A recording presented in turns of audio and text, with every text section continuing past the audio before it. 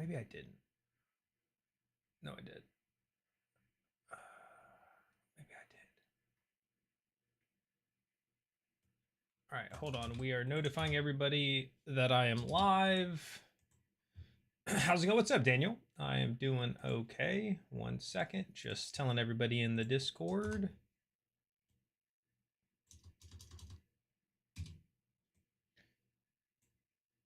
And let me get the all chats set up. Auto find and activate that. Activate source for that.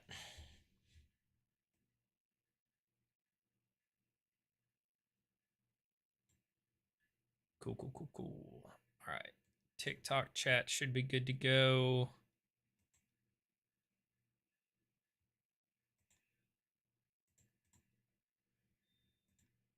So much to talk about. Yeah, Paul, there is quite a bit.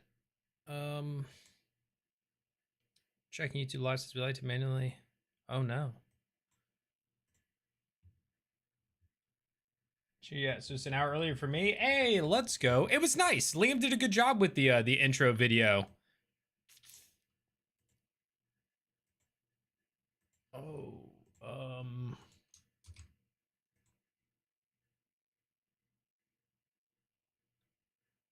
I think this is the video ID for this one.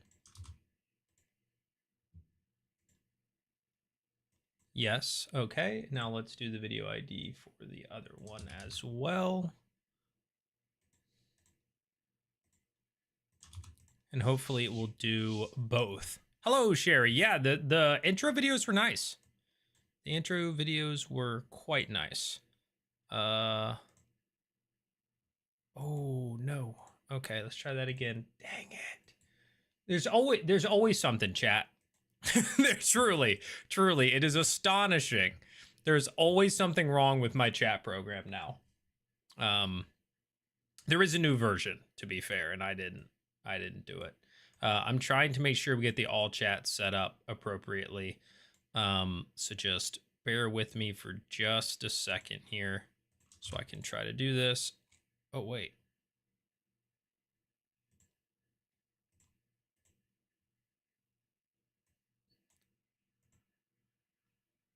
Okay. Actually, I think we're good.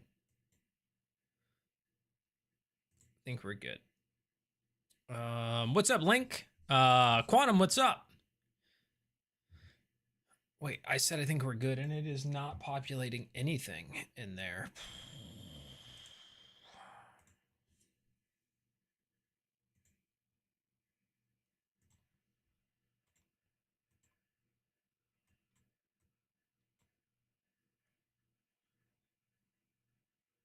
I'm going to close the whole thing and try it again.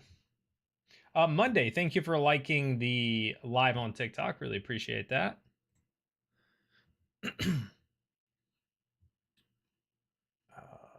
Yo, what's up, Piratey? Welcome in. Good to see you again. 1 second, guys. Just trying to get the chats working. All right. Twitch chat up. TikTok chat up. Come on, YouTube chat.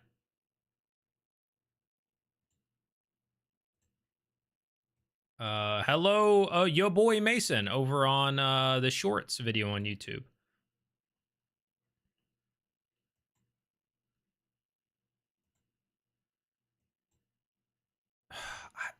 Dude, what is wrong with... Okay. Oh, brother.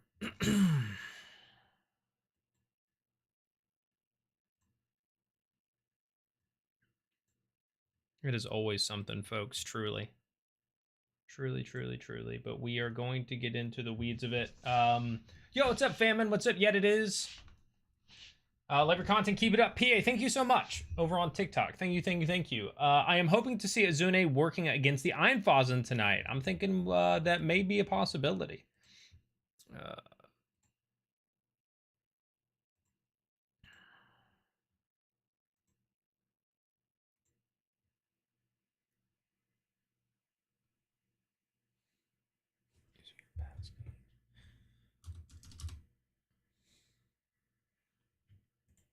All right, hopefully this will now solve that.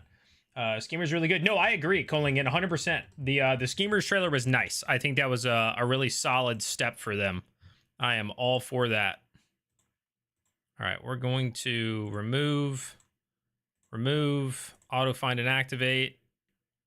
That is still not working. We're going to take this, save. That doesn't seem to be working.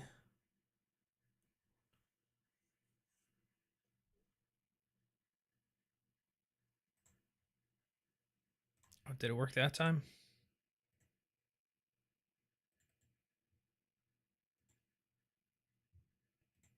Oh, dang it.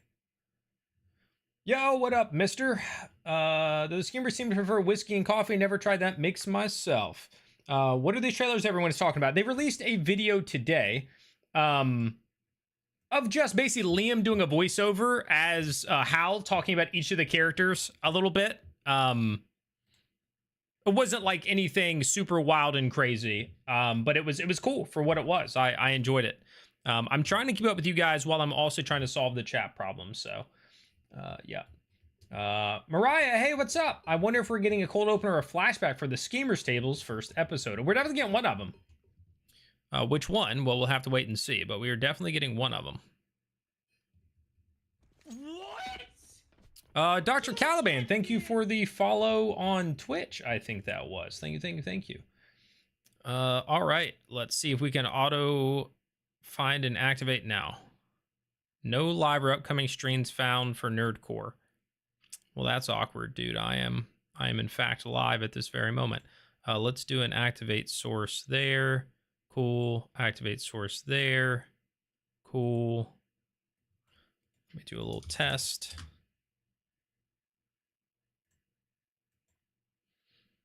All right.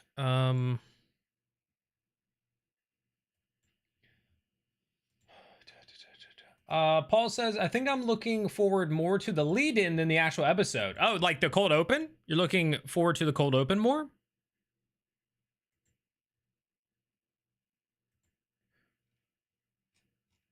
Huh. This...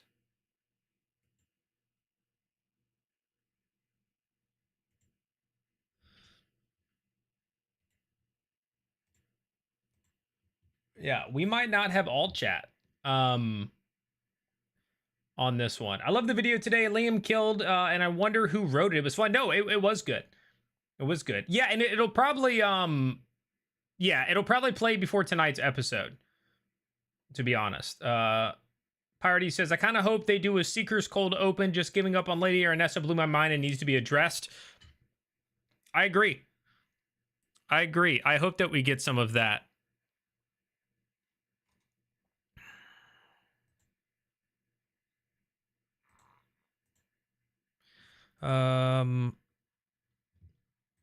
Okay, let's see if I can do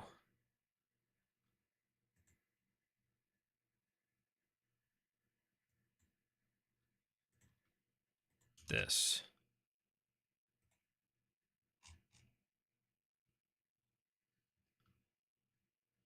And this.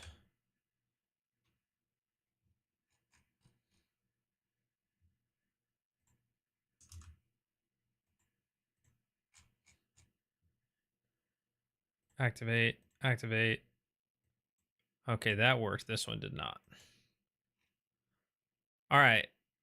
We might be good now. With the chat, maybe, possibly. We'll see on the next message if it populates. Tonight's gonna be a blast. It worked. It worked. All right, I think we're good. Unfortunately, right now though, I don't seem to have. I'm sorry if I missed somebody on TikTok. It looks like my TikTok chat was closed. It does look like I may not be able to get the shorts chat. But I'm gonna try one more time with that, and then I'm moving on because this has taken up enough.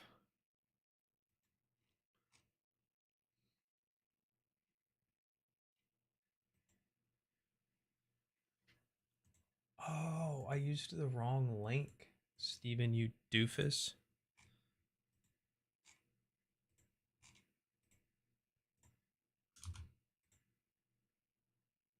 It still says it already exists.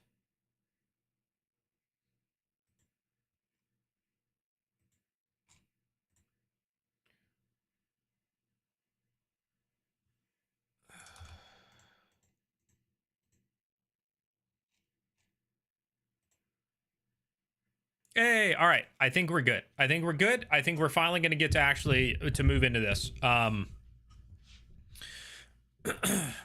right. Tonight is going to be a blast. Oh, that was you, Dame. Okay. Because I see what you said later on. Hopefully I didn't. If I missed anything, because now I'm going to look at my all chat thing, please just retype it. If I don't end up saying anything and you see that I'm responding to things past what it was you said. Just a heads up for that. I also want to know why it keeps closing the TikTok chat. I keep activating it and it keeps closing it.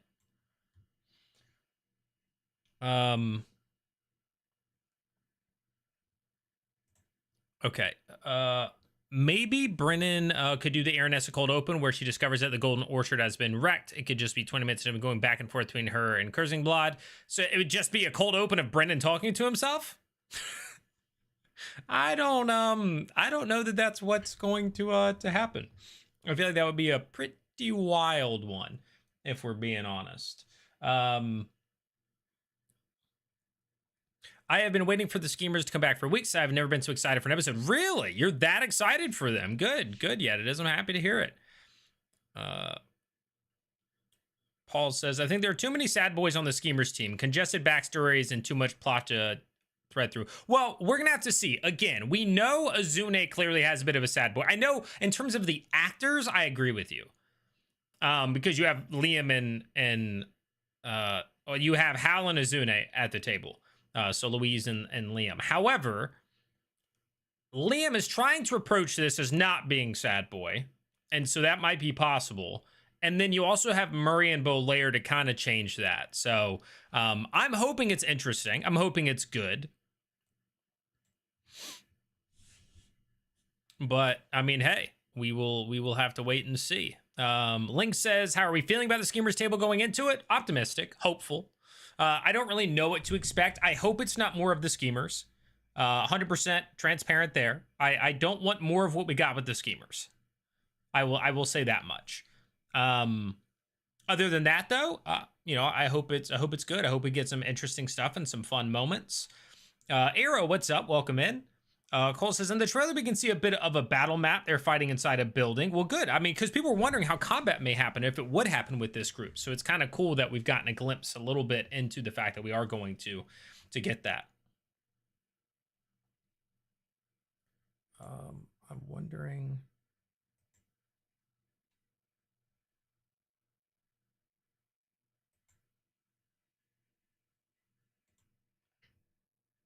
why the TikTok chat doesn't seem to be working. For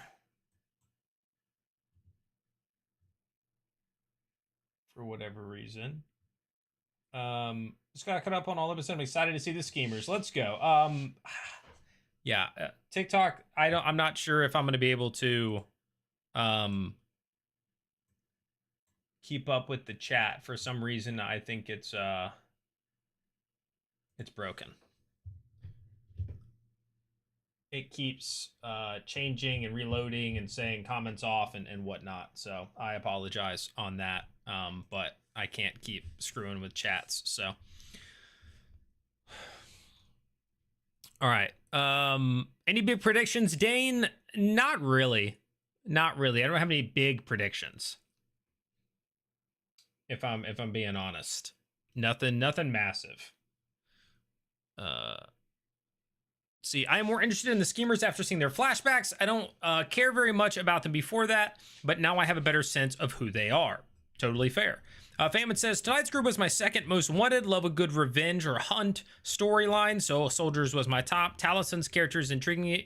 So always curious to see what he's got cooking. Excited for. I'm with it. I think it'll be really interesting to see what he does as well. And I hope that he, similarly to, so I think Murray's going to provide the comedic relief and Belair is going to just cause fun moments. Like, that's kind of how I see it personally.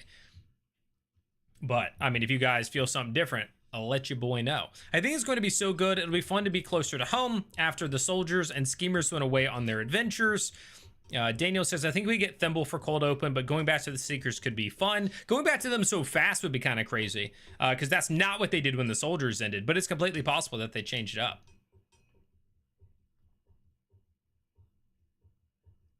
You hope we don't do what exactly, Dane? Yeah, I just saw your message over there. It wasn't populating in the chat, Biko, but I see it.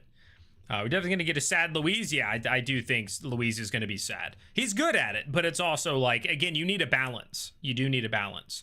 Piracy has a want list, 2 rosters. Who's on the Revolutionary Council and who is on the Chamber of Lords Advisory? I think they're the same thing. I think it's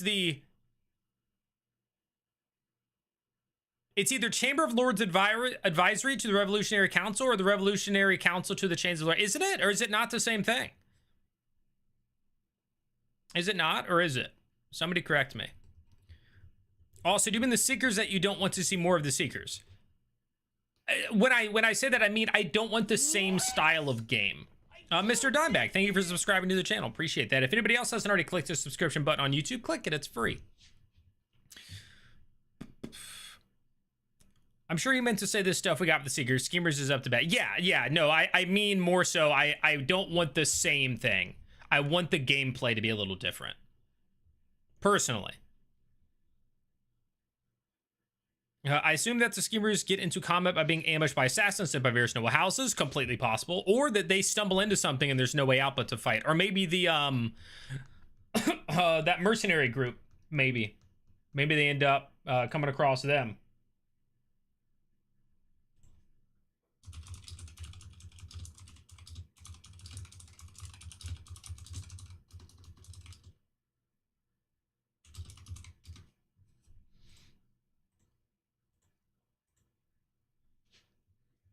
A little late, but I'm here. Yo, what's up, Mal? Hello. Yet it is says, I don't see the Schemers as sad boys. Hal is a loving dad, Belair is a devoted friend, Murray is a blast, and is his biggest protective heart. I love them. Yeah, so I do think Azune is going to be a sad boy to a degree. Hal is not supposed to start a sad boy. Whether or not he becomes a sad boy, we will have to wait and see. I would love if they just kind of completely threw us for a whirl and he came out with like a totally different play style, but then it's also not like him, you know? So that'll be interesting to see if they can pull that off. What's your favorite CR campaign so far? But have to be 1 or 2. And I haven't watched them all completely, 100% transparency. So, but I liked 1 because it felt like a real D&D game more than any other. With all the hiccups and the mess ups and all that, it was D&D and it was live. So they were doing it every week like normal people play D&D. People don't play the way that they play. They don't show up in a studio, 3 days out of a week, record 6 sessions and then don't play again for 6 months or, 2 months, whatever. Like that's not, so I enjoyed it more when it was relatable. I will say that when it was relatable is when I enjoyed it most. And we're going to have an explanation for what happens to the members of House Royce, who are presumably on those councils. That is a good question. Paul says, I'm wondering how NPCs Brennan is going to have to introduce to me the story until the soldiers and seekers start to show up. Yeah, because again, the last cold open we got, the soldiers were like a day outside of town. So I don't know how many more, unless they're flashbacks, that we can go to with them. Living with Flair says, I've been very bored by the Schemers so far. I really hope this episode changes that dynamic. Well, we haven't really gotten them, right? Like, we got some cold opens of them kind of chatting it up, but we haven't really gotten to see more than that. Whole episodes dedicated to them and seeing what happens.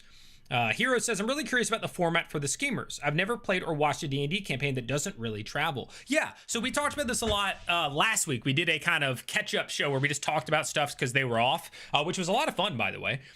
And so, yeah, we were all wondering, and we kind of theorized and hypothesized different things they may do. as a group, and whether or not we'd actually get like work episodes or what may happen. But I'm also intrigued. Oh, did I miss this from Fama? Timeline wise, we are cutting back 2 weeks, right? So correct me if I'm wrong, but some soldier cold opens, they have been entering the city. So oh yeah, so that's basically what I was just talking about. Like the last cold opens we got, they were a day outside of the city, and yet we're cutting to a point in time that's like only 3 days after Theazi was killed. So the soldiers on their timeline have gone all the way out here, done stuff, come all the way back to here, and then in the city, they're just starting. They're 3 days. So by the time this happened, the soldiers were only like over here. They hadn't gone all the way over here. They were, so it's confusing. But yeah, so we're thinking flashbacks. It'll have to be flashbacks for the soldiers cold opens, or else it's not going to make any sense. So they can't keep having time pass for the soldiers, or else they won't sync up. And we know they sync up because Sam told everybody publicly that they already had a table right before AwesomeCon this past weekend where all the players were together again. So yeah, Daniel with the super chat. Thank you for the $5 super chat. I know I'm behind on chats. Let me jump up here. The tailgate for Seekers suggested that they have already filmed another arc. Ashley said something about avoiding spoilers. How far ahead are they? I think they are even further than we thought. I do.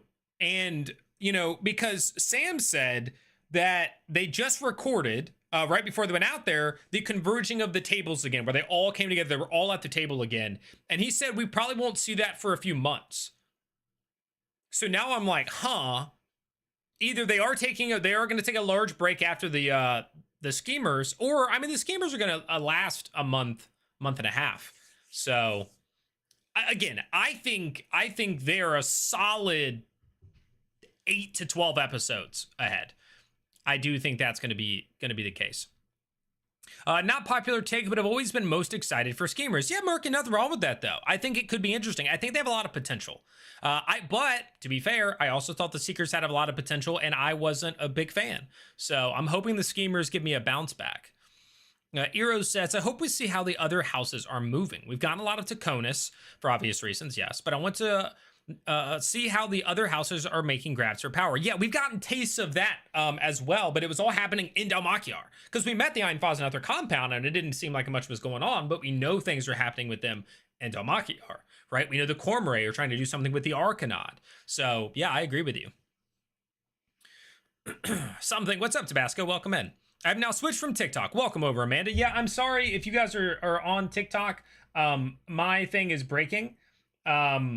Over there, Sunken Train and others, my chat program, it will not keep TikTok open. So unfortunately, at this very moment, I may not catch the chat unless I manually look over. Let me try to be better about that and like set it over here or something. We'll try that. Emma says, hey, excited for Schemers. It would be the table I would have chosen at the start. There's a good mix of humor, heart, and stakes, so I'm buckled in. Hey, I'm with it. Cameron, thank you for subscribing to the channel. I appreciate that. And once again, if anybody else hasn't already clicked that subscription button, go ahead and do so. Did you watch Age of Umbra? Watching it now and loving it. I did not. I think I tuned into the parts of the first episode, but that was it. Famine says, all right, time to pause my Bulbasaur shiny hunt, 37 hours, and start cooking dinner. This is great cooking soundtrack. Heck yeah. Murrican says, I also think Schemers has to be the least on rails to be the best it can be. I certainly hope so, because it has felt a little on the rails thus far. Schemers was going to be my least favorite, but I might enjoy this one. Hey, who knows? Tabasco, I don't know if it's been said. Did you really enjoy the Seekers? Don says, are you worried about the Schemers table, or worried that the Schemers table will have the same expo dump issues like with the Seekers? I know dialogue takes the spotlight with intrigue plots.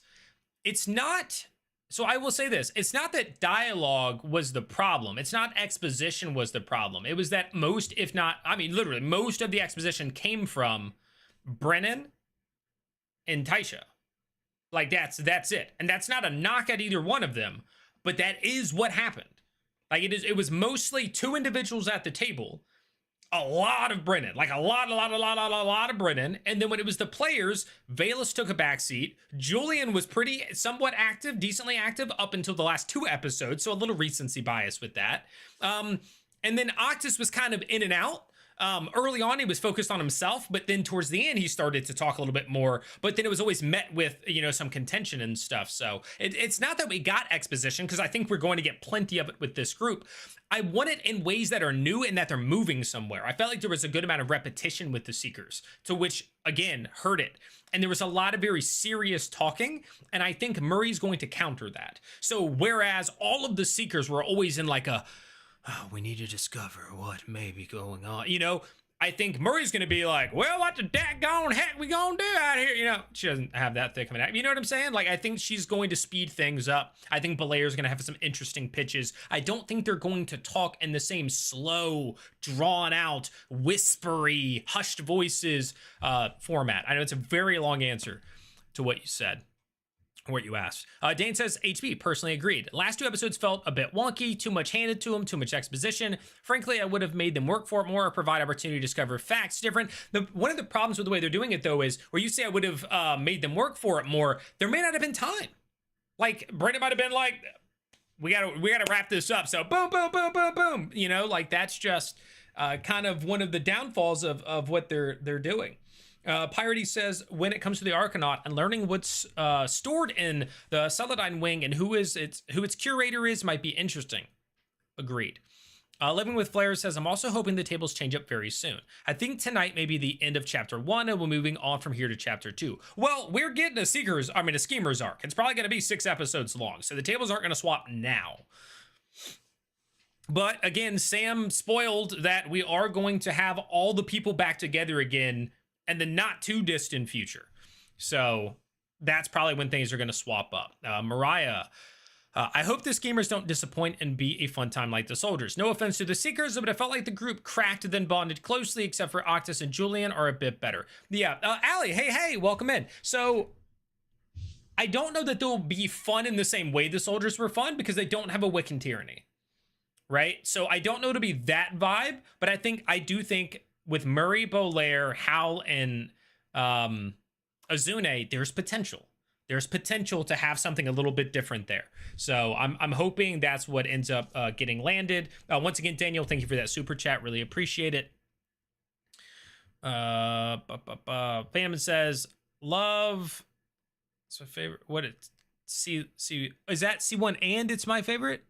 But I will say that the auto makes it rough to get back into, and every once in a while, chat hijacks the episode by sending food or gifts a giant bear. But fun button, no, I get that. I get that there's drawbacks to it. There's no doubt about that. Party in regards to the 7 stars says, and Theozi's note from Murray about Belair, he says that either he's dead or his tab at the 7 stars has come due. So Theozi spent lots of time at the tavern, maybe with Hal, perhaps, or maybe that's just also where he made his plans.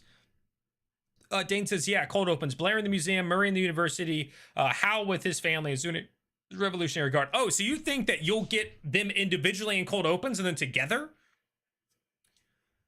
That would be new, because they haven't done that at all, right? Like, we haven't seen one of them. Have we? No, we have. Have we? Seen the other people during their own arcs? I don't know. I'm looking forward to, Scott says, I am looking forward to Murray. She could be a lot of fun. I am hoping that is the case. I really am. Sunken Train, welcome over from TikTok. Says, I'm so excited for the Schemers table. I am very hopeful. In terms of Cormorant, Pirates says, their symbol was seen in the Demon Tailor's dungeon and in the Summoned Drake flashback, so they seem naughty. There may be some things happening. Tabasco says Age of Umbra was really good. Paul says, I hope Liam ships the kids. He already did, Paul. He already sent the kids off. Yeah, the kids have been sent off. So that's good news for those of us who aren't into the family dynamic. Let's see. Nico, what's up, dude? Would love to see heist, espionage, spy stuff where they can all be together, not separated, a lighthearted dungeon. So I definitely don't think they're going to have everybody split. I like that to me would be shocking if they were like, hey, welcome to the Schemers table where everybody plays by themselves, but everybody's sitting at the table. Let's go. Hey, what's up, Tails over on TikTok? Tales of Exandria and Armand. Finally, Ciara is back. We're back, and with a new table. Also, I don't know if you guys caught one of the things in the tailgate. Matt mentioned that they're still building his subclass while he is playing the subclass, which is interesting. What's up, Anonymous over on Twitch? My TikTok chat thing is broken right now, Tails, so you won't see your message probably pop up in the all chat. I tried to fix it for a little bit and couldn't get it to work. So yeah.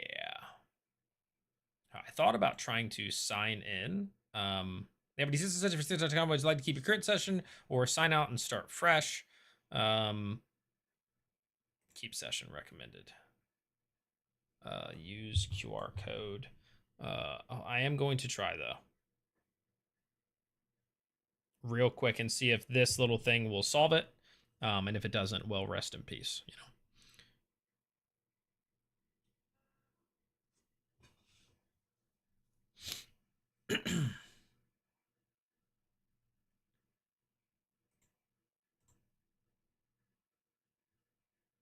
Wait, close this one after signing in. Okay. Let's bring it up. Let's see if it will work. It still says comments off and it shows that. So I don't know. But if you want to try, yes, and then it just starts like randomly refreshing. So, all right. Let's see.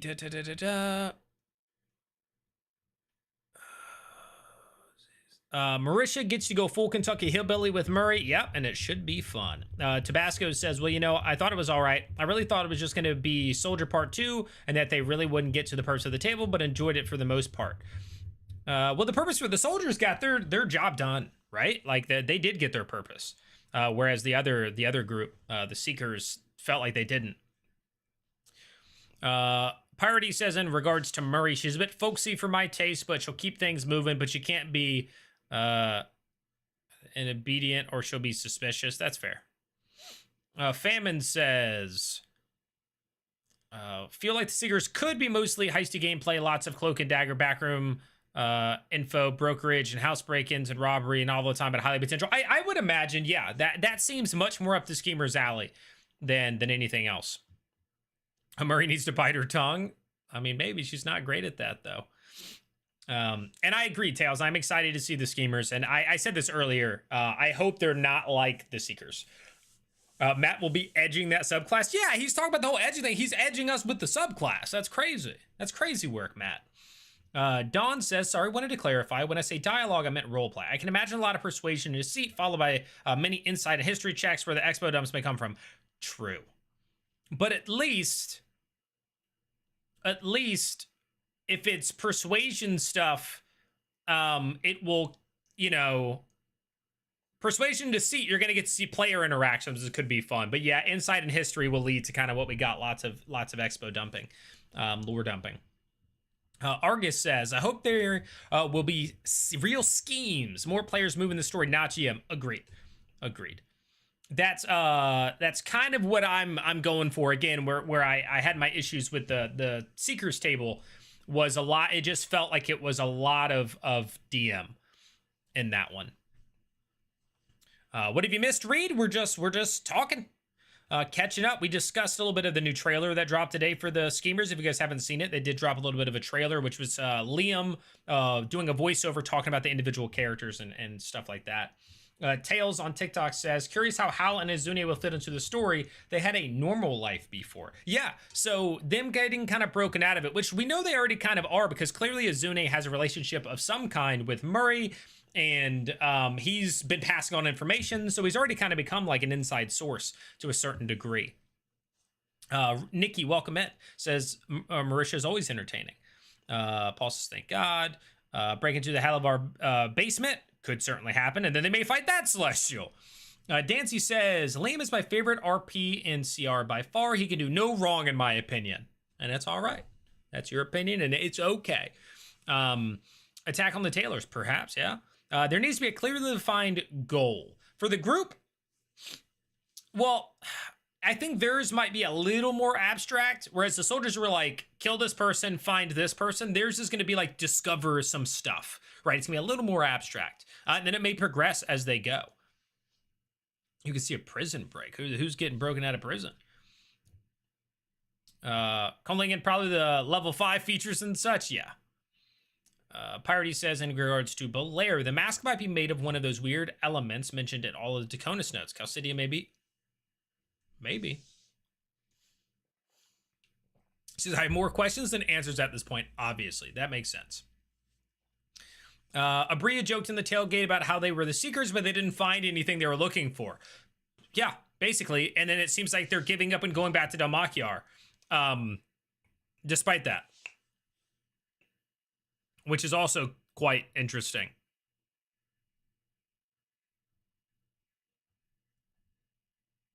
But also, like, you know, it does see like they're trying to go back to town. Like that's been like a, hey, we need to go back to town sort of thing. So is Howlett College of Swords? I don't know. I feel like it's bounced around a little bit. I thought Tragedy. Somebody else thought something. Only Tragedy because of like the way he's talked about performance and stuff like that. Nothing based on anything he's done or whatever. I think Percy's class from CR1 was added, adjusted, and tweaked as it went on. That's totally fair, David. Yeah. I just thought it was interesting.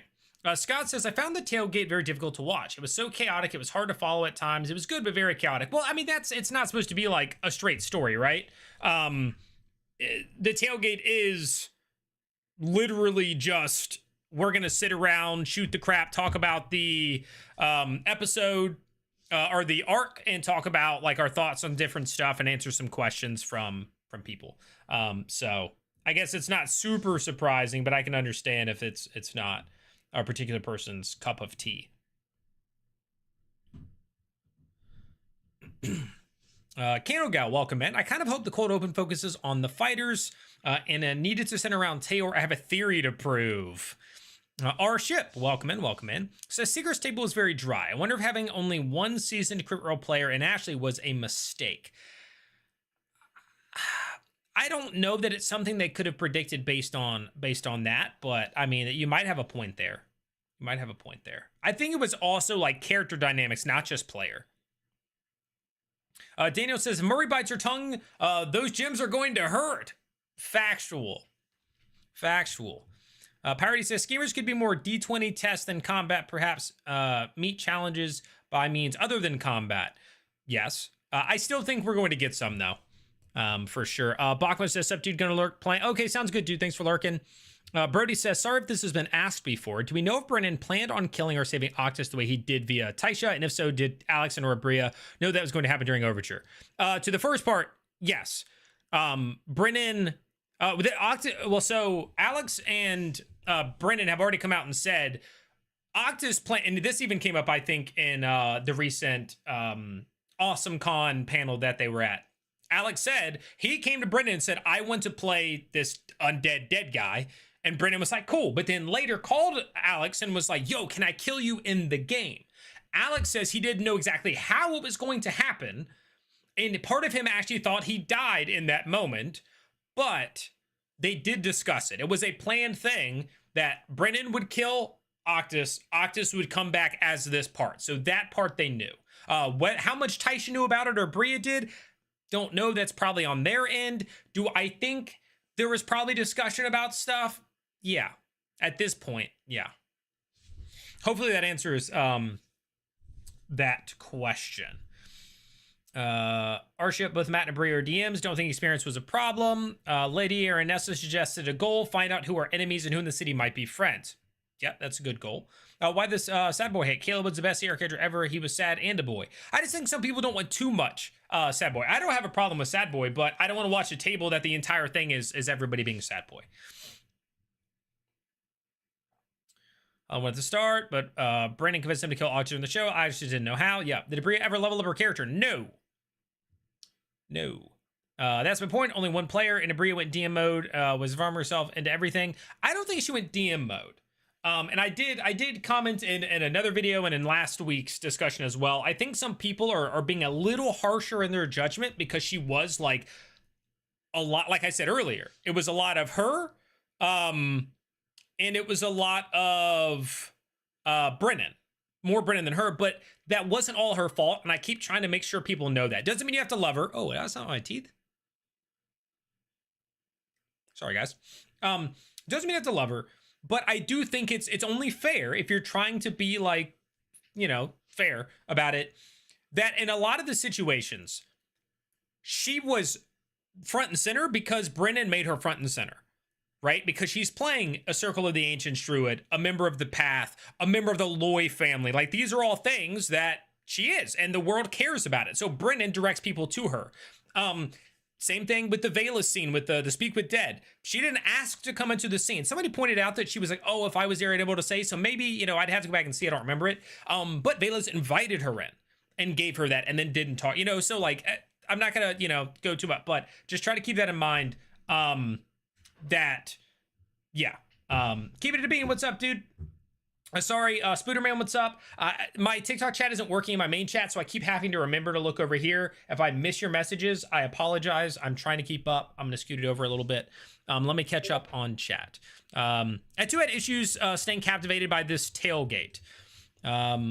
I think part of it is because they're like, the Seekers Arc just wasn't as fun, and therefore you didn't care as much. But, you know, that's partially also my own bias. So, yeah.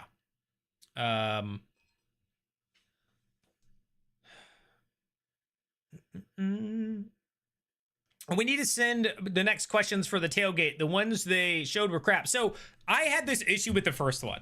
My take on the tailgate episode, the number one, the soldiers, was it was way too much time with curated questions from, the lore master, Danny. It was way too many questions from Danny. And then they cut off and they go to Beacon, which I'm fine with. And then Beacon gets asked questions for half the time the other questions were. And it's like, if anything, if they want to do something like this, I feel like it should be, they tease. The first 30 minutes is, here's some curated questions, us joking around on Twitch and YouTube. The last hour, fan questions. I think that would be better, because I think more people want to do that. I think, you know, like, you're going to get a variety of questions. I'm also, but, you know, to be fair, I'm not a fluffy, fun question kind of guy. I want interesting questions. Like, when people are like, you know, what song would your character love to listen to when they're adventuring? I don't care. Like, I don't care. But I know people do. But I hear it and I'm like, next question. You know, like, whatever. But that's just a me thing. I just wanted the table to seek out more answers about the wars that happened and about the world and how the Shapers actually were. Yeah. I mean, we got a lot of information, to be fair. Yeah, what's up, Mama Hun? Welcome in. That would be better last hour fan questions. Yeah. 100%. 100%. Like, just make it the fan questions. Like, we don't, like... I'm okay with some of the ones at the start if they want to, like, convey certain fun information about it, or ones they think a lot of people are going to ask. Like, I don't mind that. But you can fit that into a shorter segment. 15 to 30 minutes to tease everybody that you want to join Beacon, right? It's even a good marketing move to be like, hey, for the next hour, we're going to answer questions over here. So, yeah. But maybe they don't think it's worth to only go live on Twitch and YouTube for 15 to 30 minutes. I don't know. If we see Hal wearing one sparkly glove at some point, I'm going to go with College of Dance for him. Daniel says, Ashley said then in Tailgate that she felt like she didn't know what she was doing at a table full of DMs. Yeah, she said that she loved to watch and all that sort of stuff, and she felt a little out of her depth. Stanley says, I saw your drop in all the groups. Coming together in an already filmed episode, I've experienced an old school first edition 36-man arena, 5-hour event, 6 co-DMs, 1 Grandmaster, a logistics how. Stanley, I'm so confused by this message. I saw your drop in all the groups. Coming together in an already filmed episode, I've experienced... Oh, are you saying them all coming together and having, like, that many people at a table, and you're saying that you did a 36-man arena with 6 co-DMs and all that sort of stuff? Awesome. Thank you. No problem, Brody. Let's see. I'm trying to catch up on chat. Nikki says, one of the things I'm used to is we have a balance between combat RP and DM lore drop for each episode. Matt is the master at that, and Brennan is a bit different, I think, at episode structure and pacing. Agreed. And also, I think it's early. So we're getting maybe more of some than we will others. And during the campaign, you're going to have ebbs and flows. However, it is a lot early on. Mama Hun says, College of Dancing. You can tell by the way I use my walk. Beautiful. Do all the sexes know about each other, and are they working together? Like the different tables? They all know each other to some degree, but they are not working on the same things.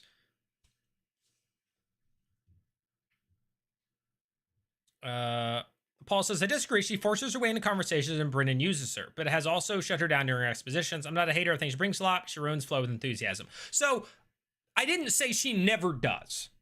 I just pointed out that I think it's one of those things where when you see somebody do something a couple times or something you pick up on you don't like, you then, when they do something and it may kind of look like it even though they didn't, you start to apply that. I'm not saying you, but that's like a normal human behavior, right? We recognize patterns, and then sometimes we misattribute those patterns. So we go, oh, she butted in 10 minutes ago, or he butted in 10 minutes ago, and now they're the big star of this moment. And then we're going, oh, they butted in, they took over, they're dominating the space. But like, it wasn't. That part may have been true, but this part is, right? Like that's all I meant by that. It's try to take those separations is all. But I mean, to each their own. And again, I don't, yeah. What's the Pyrity says was the Ozzy finally executed by House Taconis because he and his friends are digging too much into underworld stuff. Stone of Night Song, Halfling Celestial Coffin, etc. Well, I think they were trying to take or keep power out of the hands of maybe the Taconis and stuff with the things they were doing. Also, I know I got a super chat from Daniel. Thank you for another $5 super chat. I appreciate that. Azune was talking about recruiting soldiers to keep them out of the grasp of the Creed. How much of that do you think we will see in the game? So it's intriguing. That was a very interesting sort of thing. I don't 100% know because I can't imagine them like building an army, right? Like their idea was kind of like, oh, Belair can siphon funds to, you know, create an army of mercenaries and blah, blah, blah, blah. Like in a game, like how that works and what they do with that. And that, I don't know. I don't know like mechanically or role play wise, you know, how they will kind of implement that, if that makes sense. Is going to play like an RTS, like they're sending troops here and they're sending troops there and stuff like that. Yo, what's up, Edwin? Good afternoon. Crimson Desert out tonight. Nice. Yeah, I've seen reviews popping up for that. Pyrity says, plus Mara being able to enter and leave the Tenebra reaches. I'm very interested in Mara. Paul says, I dislike the mechanic that Matt mentioned for the Daredevil subclass. Which one was that? Oh, you did you mean to say you like? Okay. I don't think there's an issue with this Seeker stable. I think Matt is trying to settle into a new role and is trying to find a balance between being a forever DM and a player. I like it. I mean, I think that they had a problem. And you know, again, everybody's going to enjoy different types. But when I put up my poll, you know, you're always going to have people who like different players and do whatever. But like, you know, 400 votes or whatever it was. And it was like pretty heavily in favor of the soldiers, which tells me the Seekers could be changed a little bit, right? They could make some adjustments to how they play to appeal to the masses. Again, a quarter of the audience liked them both equally, so I can't take that away. But in terms of people who like preferred the Seekers over the soldiers, it was like 13% to 61%. So it was a pretty drastic thing there. But again, I'm somewhat biased in this because I preferred the soldiers over the Seekers. So again, and I'm just one voice. Mara the Wing. I think finding her or finding out about her will be huge in pushing the campaign forward. I agree. And now that I have that theory, which I was supposed to make a video about, I didn't, about how I think she was the Falcon that was seen. Gene says, I just started watching. I'm 60. I have teens and they got me into watching. Heck yeah, Gene. Well, welcome into Critical Role. Welcome. Do you play any Dungeons and Dragons, or is this like your first foray into all of it? And yeah, we went over and last week we did a basically a pre-show when there wasn't a show. We just did like a catch up. We all hung out and talked, and we discovered that a lot of my viewer base, the people in this chat, are like 30 plus, like 30 to 70 range. So you are perfectly at home at 60. We got, I think we had somebody who was around 60s, and then we had quite a few in the 50s. So. I feel like the tailgate should be a, hey, this wasn't explained as much as we thought it was, so let's explain that for 10 to 15 minutes. Then they take a curated question or two, then go to Beacon chat. Yeah, so, I mean, I think that part can be combined. I think that 10 to 15 minutes can be the curated questions that are answering the things they didn't explain enough, and then they cut to fan questions. Mama Hunt says, well, Ashley is just fine. I hope she finds her feet with her role. I agree. I really do. She can take the form of a bird. She might be present in the schemers at the 7 stars, and they don't even know it. True. She would be perched up on a window. Seems like a good cold open subject. Unless he needs to convince certain squad captains or other leader, it may stay under that. Emma says, behavior pattern analysis here. Totally agree. We start looking for stuff that backs up our beliefs and filtering other stuff out. It's normal but hard to recognize in oneself. Nicely put. Yeah, and that's basically it, is that I think some people are harsher than they need to be because they picked up on it once, or they draw in, which is when I had made something about it a long time ago. I basically said, like, if you look for it, you will find it. And that's based, you know, and so I think some people just look a little too hard for it. Revolutionary Guard in the Creed could be an asset if Wikander becomes the face of House Halavar. Yes, but that could be so far away. But that could happen, don't get me wrong, but that feels like a much deeper placement for that one. Let's see.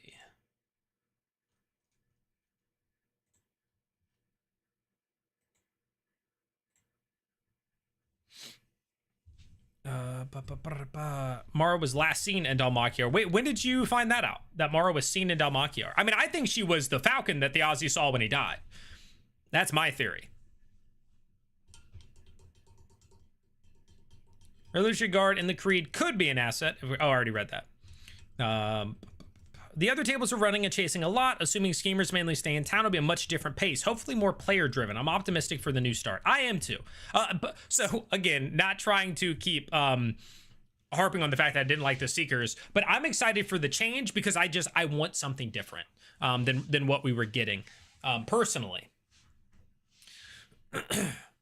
Was definitely the Falcon at the execution. It all fits. 100% agree. 100% agree. I meant to get a video out about that, but at this point, I feel like everybody knows and we moved on. I also wanted to do a video talking about my poll where I was like, I was going to be like, soldiers over Seekers. And it was just going to be discussing the fact, like, basically some of the cool comments I saw, people taking each side of it, that sort of thing. But now I feel like I missed my mark because we're on the schemers, but maybe I didn't. Maybe I could still make it.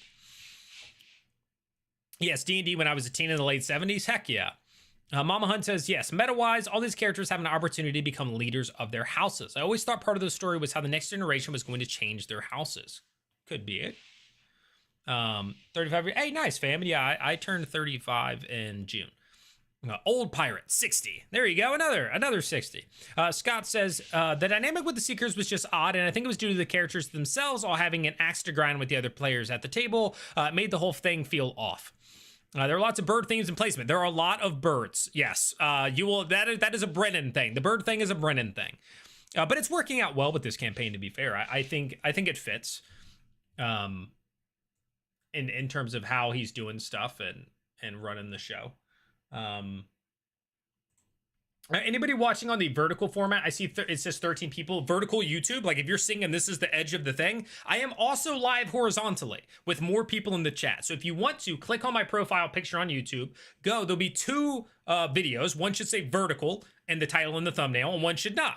Click the not vertical one if you want to see the whole thing. If you don't want to, stay there. Stay where you're at. Doesn't bother me at all. I'm just letting you know that there is another live stream as well. Just a heads up for those of you interested in that. I hope that we get some more about the paint that the Aussie left for Hal. It's been eating at me forever. I mean, if we're going to get it, now seems like the time we're going to get it. If they come back to Delmont, Coconut says, also, hello, Coconut, welcome in. If they come back to Delmont at the end of each arc to rejig teams, that seems much more like a West Marches campaign. Do you think they will do that at the end of the next round of arcs as well? I think it's completely possible. I think it's completely possible. But that feels too often at the same time. Like for the viewer and audience, it just feels like you're not getting a set party for long enough. Like we got 6 weeks basically with each one. Like that just doesn't, it doesn't feel like long enough to get a lot, because it feels like then we're like canceling potential storylines and interactions and stuff like that amongst the group that they just had to get to a different group. But yeah. Brennan and his birds, yeah, waiting for Hannah to turn into a spoonbill. Ooh, Do they have a set length of how long a campaign will run? Most of the time, 2 to 3 years, right? Like 2.5, 3 years, a lot of the time. Akin to confirmation bias, right? If you look for it, yeah, exactly. I have found in D&D in general, sometimes you have to be generous in overlooking character flaws in people in order to stay in the flow of the game. Yep. Our ship says, I think there are artifacts stored in the barrels of paint. You think there's stuff inside the paint? Ooh, like just, okay, just floating around in there to be sealed. Oh, yeah, what if the paint and the magic around the paint is basically like non-detection stuff? It's like the illusion, and so something, didn't they give a school? Was it illusion, like light illusion? Or was it something else? Old cat here, 60 in August. Hey, look, we got multiple 60s in here. Oh yeah, and Brennan and Izzy had their second child now. So congrats to him. If you're ever watching this, Brennan, congratulations from me in the chat.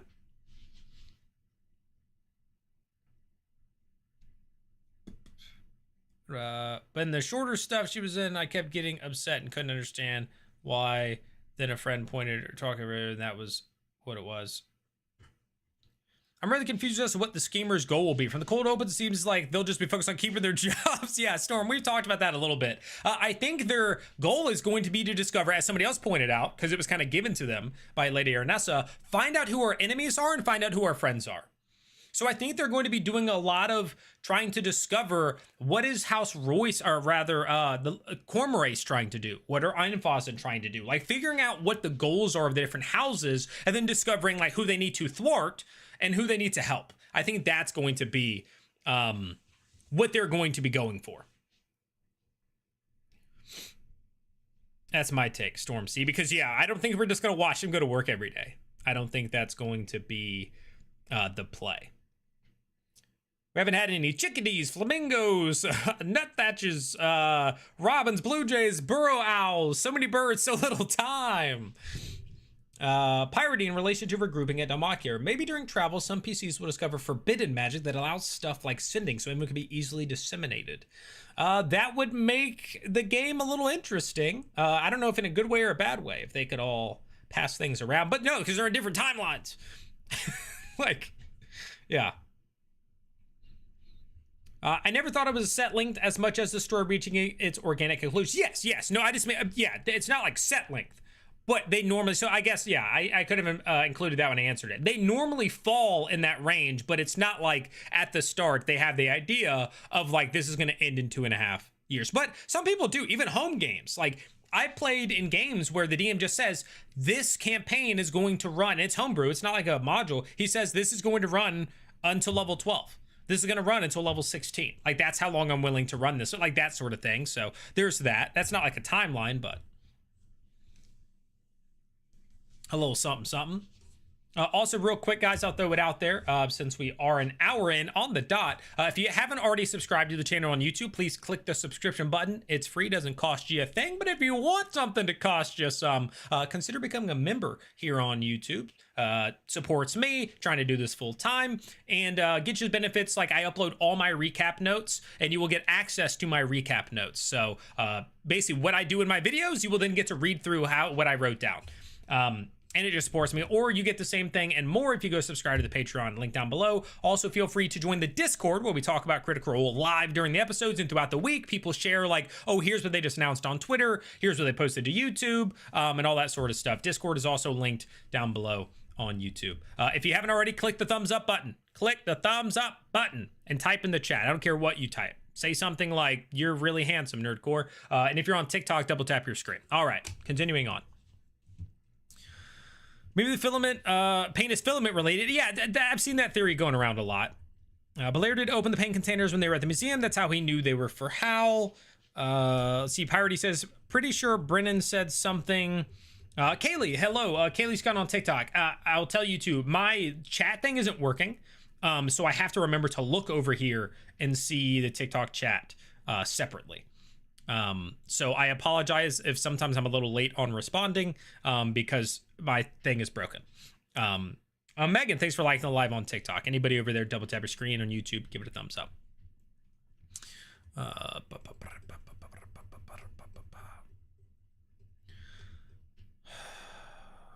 Make sure. Pretty sure Brendan said something like maybe the paint was sitting next to something weird and took in some of its aura. Perhaps when it's just great, just every scene. I fully understand this could be confirmation bias, attempt to stop, but it's something hard sometimes, but I'm trying. Fair.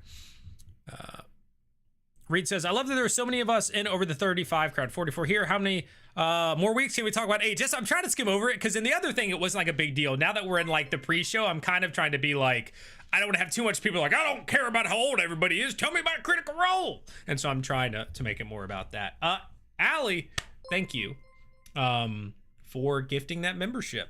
Congratulations to Cataleo. Make sure to say thank you to Allie for gifting that membership here on the YouTube. Appreciate that, Allie. Thank you, thank you, thank you. The schemers will discover that they have no friends in Damakiar. Well, hopefully they have one or two, but maybe not. That half episode also showed them planning to build a network and armed force of their own. Yeah, so that's what we kind of discussed a little bit. Dr. Caliban was, they mentioned that, and that was where Belair was like, hey, I might be able to fund this thing by siphoning off funds and stuff like that. I don't know how that would really work in the game. So that will be interesting if that's the path they actually decide to go down. Daniel Larson, or Larson says, 2 hours of Murray processing invoices and payments. Yeah, I mean, her job is the bursar. If we got to watch her at work, that's what she's going to be doing.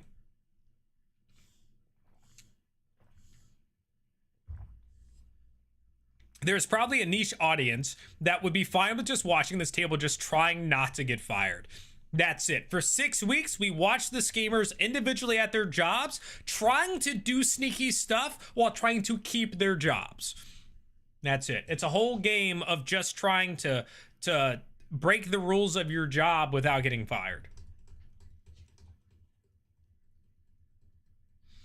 Nikki says, Murray is playing a character class I am least familiar with. I'm not familiar with, in general, like wizards and sorcerers.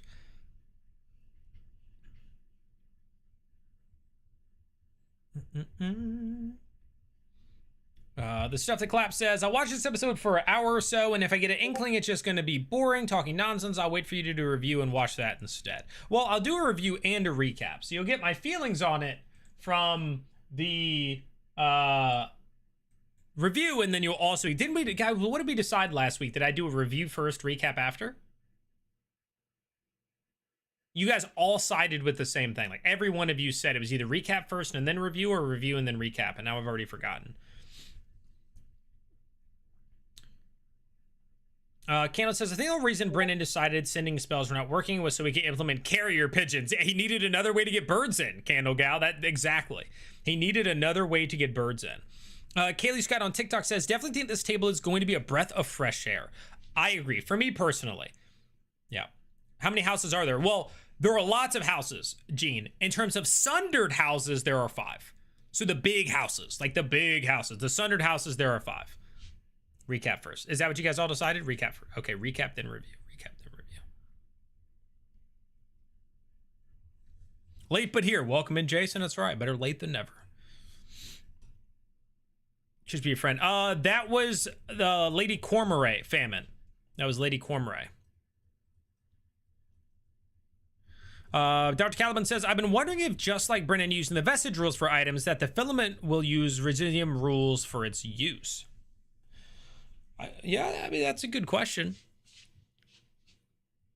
Tessa, welcome in, says, did anyone get the campaign 4 merch sweater? I'm hoping they make a pincushion plushie. It would, it would be such a massive missed opportunity if they did not make a pincushion plushie. Truly. Like, I feel like that 100% they would, that would sell. People want a pincushion plushie. Office Space, Aramon edition. Heck yeah. Jay Lee, thank you for subscribing to the channel. I appreciate that. Thank you, thank you, thank you. Yeah, did anybody get campaign 4 merch? I know people got the pins.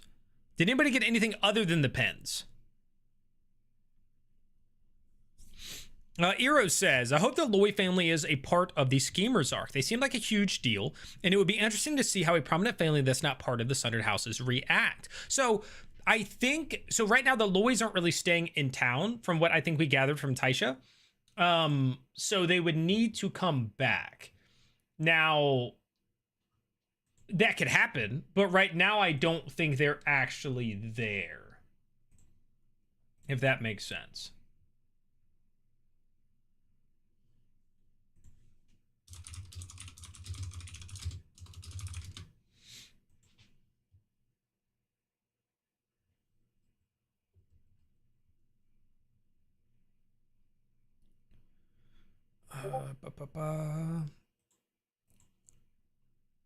A slow exhibit moved for no built. I would doubt it. I'd be surprised if it turns out otherwise.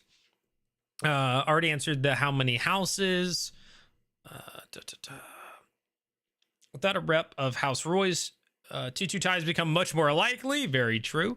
Could Murray fund the mercenaries? We know she comes from a very wealthy family. Yeah, I don't know if it's outright her money, though, or how that dynamic works. All we know is she has a lot of money. Zimmy, what's up? Feels like it's been a while. How you doing, Zimmy? Einfosens are still questionable whether they know what's going on with the others. Exactly. So hopefully we'll learn some of that. They already had merch? Yeah. Yeah. A Wolfric plushie, too? True. True. Both of those would be nice. And Cushion can't die 1,000 times like Sprinkle should have. I like how Brennan works the level ups, the death saves, and a lot of the combat house rules. I think combat is faster paced and more cinematic. Yeah, the combats have been fine to me. Yeah, overall, I've enjoyed them. Again, didn't like the help action thing. We've been over that 100 times, the self-help action. But other than that, like the combats have been some of the highlights in terms of like the designs and who they're fighting and why and stuff like that.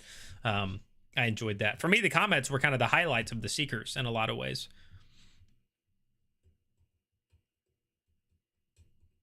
Daniel says they announced the merch in the Playhouse in the previous episode. Yeah, so 2 weeks ago.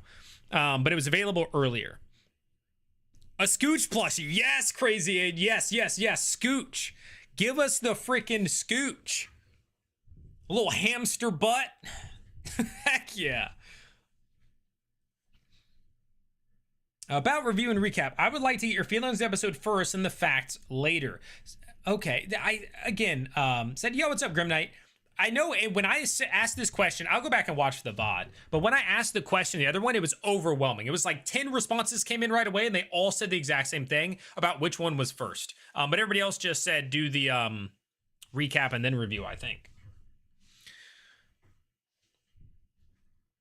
Would love some fun NPCs in the hometown, like their vision of a Pumat store keep they can all go to. Yeah, I hope we get some good NPCs again.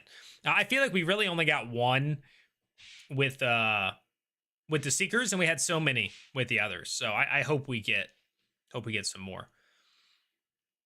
Yes, we need Scooch. It's crazy because Scooch was just like a brief blip rather in the whole thing, and we're all like, we want more.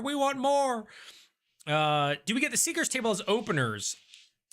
I think it's completely possible. That would be like a kind of a first though, since they didn't show the soldiers in cold opens for like 2 or 3 weeks after they ended. I'm sorry I haven't had catch up on the episodes, but I want to try and watch the latest episode, then try to catch up. Hey, sounds good. I'm doing all right, Zimmy. I'm doing all right. Grimnet says, are the schemers trying to get the soldiers into the city? Well, not now. Where we start off is like 3 days after Theozu's dead. At this point, the soldiers are just like getting to kill Home Dude Casimir right now or something. So if they do try to get them in, it's not going to be for like probably till episode 4, 5, or 6 at least. Murray has access to the money, but it was Belair that waved away access to funds for their scheming plans as a non-issue. Yeah, and because he was like, I can just siphon off funds from the Cormorants trying to move the wing. WB says, give me a shirt of the Hounds of the King any day. What would you have on there though? Like what would the shirt, would it say something, or would it just be like a picture of one of the hounds?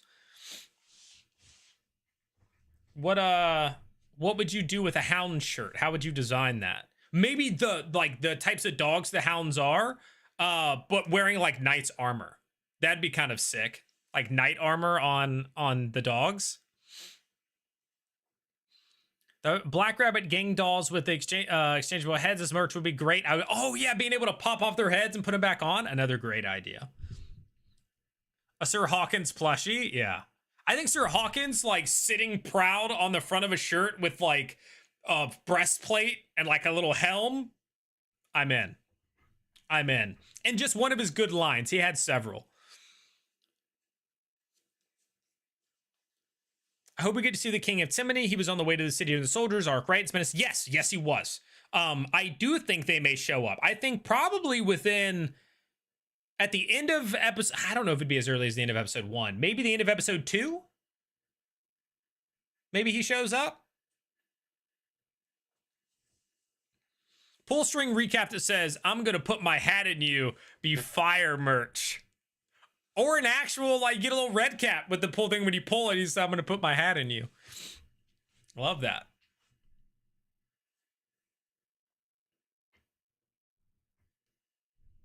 So many possibilities with the hounds for shirts and other things. Lay on tongues. Hawkins drowning gully breaches in a puddle. Do it now. Love that speech. If they did a thimble Christmas ornament, it could be life size and still fit on your tree. Very true. Very true. They should think about that. You should pitch that. One of the quotes from the third hound we saw who made comments about the second dog. Why can't I remember? Who the third one? The one they met in Timony, right?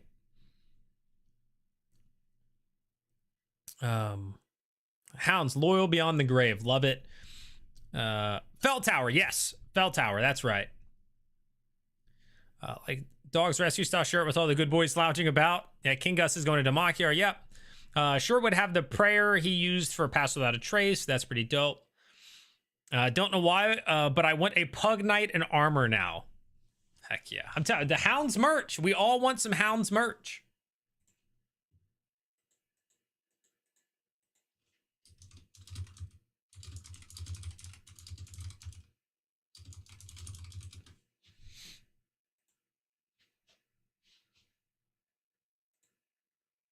Give us the Hounds.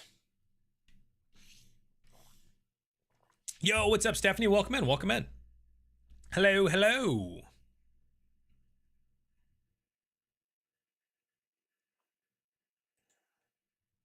Something like putting a condition on a blessing.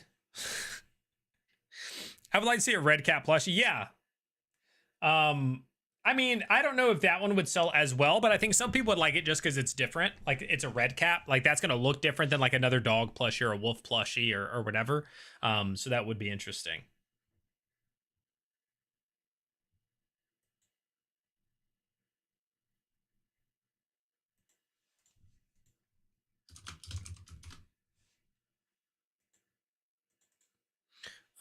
Let's see. About the Hallowed Round.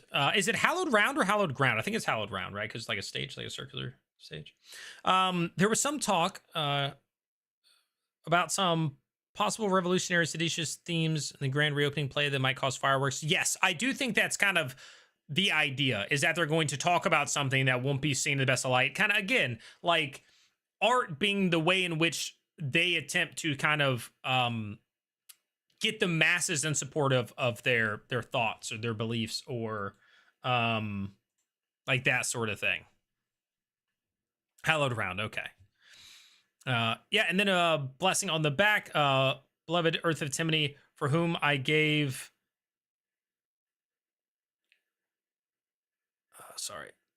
very life, cover the passage to these friends of the king until such time as they must act against his interest, which I hope never comes. Beautiful. I figured that would be in or near the final Schemers episode, though. Yeah. There's a lot of possibilities with this group. A whole lot of possibilities with this group.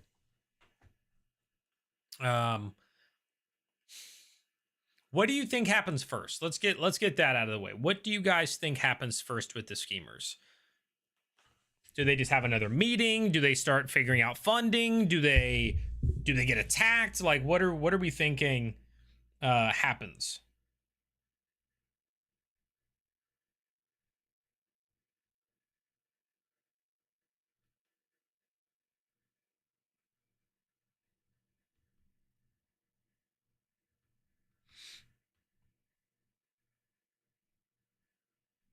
They take some action. Well, that's not very helpful.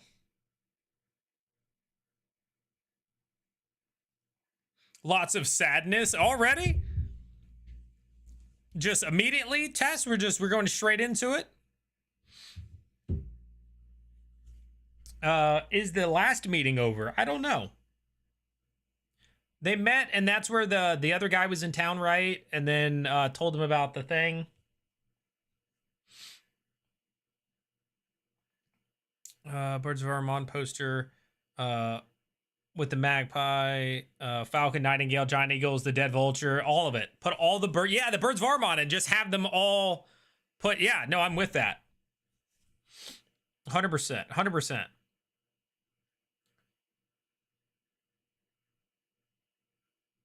Might still visit the Royce Fair. Well, Gala, yeah, so that's kind of where we left off, right? They had that meeting and they talked to the orc guy or whatever and discovered that.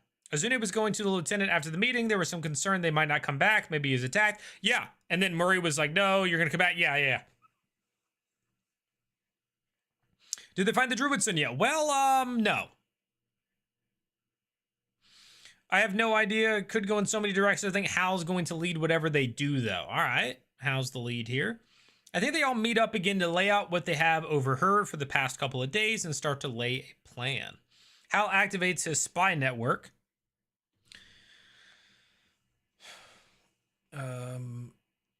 We got our two sad boys. So yeah, fair. I think it starts with either Belair or with Hal going through their next steps. Denethrin says sundered houses. Seeing some Hal's interference with Hal's theater company. I bet the runs are well, we're with the schemers now. And Aligar was still out there. He wasn't back here. So the Seekers went out for them. It starts with them meeting. Right now, they have very little in the way of a plan of action. It's too soon to kick off with the play to get them all together. We've seen them planning guarding already. I'm anxious to see what the paint is about too, and of course to see a divination wizard in action. D&D rules. I hope they make good use of bardic inspiration and maybe heroic inspiration before they engage in important subterfuge. Yeah, I think we'll see plenty bardic inspiration going out there. Any fun theories for this new episode? No, I don't have. Somebody else asked, like, what do I think anything like is crazy is going to happen or predictions? And I don't have anything. Yeah, I don't have a big prediction because we don't know much, and they weren't actively doing something when we last saw them. Like, they were just in a meeting, right? They weren't like, this is what we're going to do, or this is our plan, this is our mission. It was just like, okay, things are happening, maybe we could build an army, like that sort of thing. I feel like they're the one group that we didn't kind of know what they were planning to do before we got to them in a clear way. Like, I know what we already talked about, we know what they plan to do, but how they plan to do it, we don't really know. So they've theorized a bit, but that's about all we got. Most likely that we'll start with Hal and Azune being sad boys. There could be a Taconis attack on Hal of the Pentaveret or the museum. Daniel says there is speculation that Greta was Hal's contact with the Einfasen, but we now know that was wrong. Hal's contact might play a role in this episode. Maybe, but again, when we last saw them, it was that he would be reaching out, trying to get people to be his contacts and stuff like that. I feel like it's so early, for him to already have a network. That's not what I picked. I didn't pick up on it as him being like, I have a network of people who feed me information already. It was more of like a maybe I can do that. Maybe I can get that. Maybe that can happen sort of thing.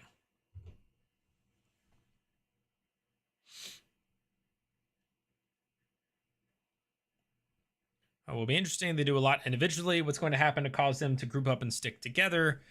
Yeah, that's the thing though. When they have this group and this approach, I am very interested in what will allow them to be around each other very often when they're at home, where they have their own beds, their own, all that sort of stuff. They have jobs. So what's going to allow them to consistently be together? How are they going to handle the, hey, I need to go to work moments? Are we going to just kind of fly through that so they get the post-work, get together? Are we only going to see them on the weekends? Or are they Friday warriors, right? Like, how is all that going to come into play? Hal is a bard, so how much singing can we expect from Liam? He might not be the singing type of bard, though.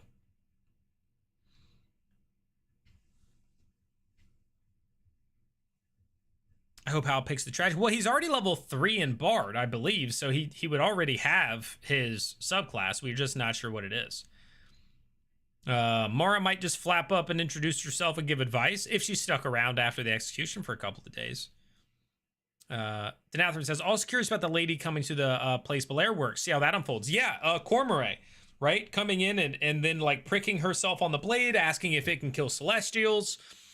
Which then maybe makes you think she's not on the side of the Draconis, because we then discovered the Draconis were trying to create a Celestial. So maybe this was her being like, hey, we need to arm ourselves with what could kill a Celestial because the Draconis are trying to get one. So maybe she knows about all of that and she's not on the side of the Draconis. Maybe she could be an ally. Could be. Schemer's table can only scheme so much without action, though. Very true.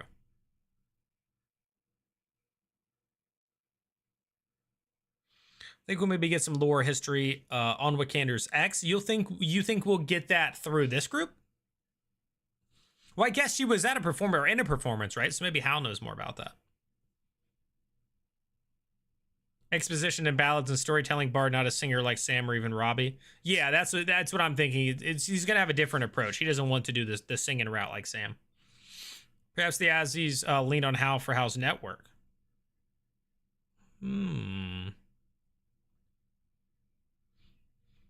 Music theory is the thing after all. My first question for tonight is, has Murray gotten any sleep yet? No, seriously. Seriously, somebody get Murray to bed.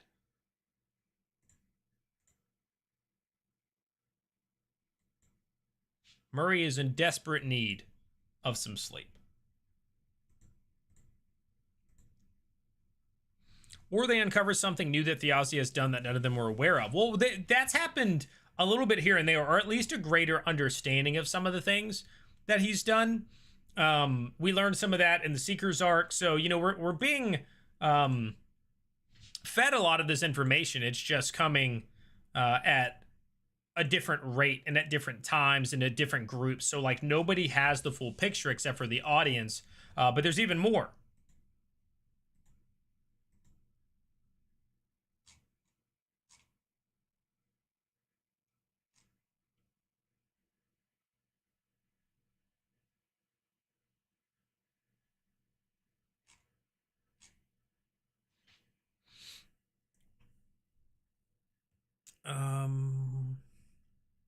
Will the tables return to the city or not yet?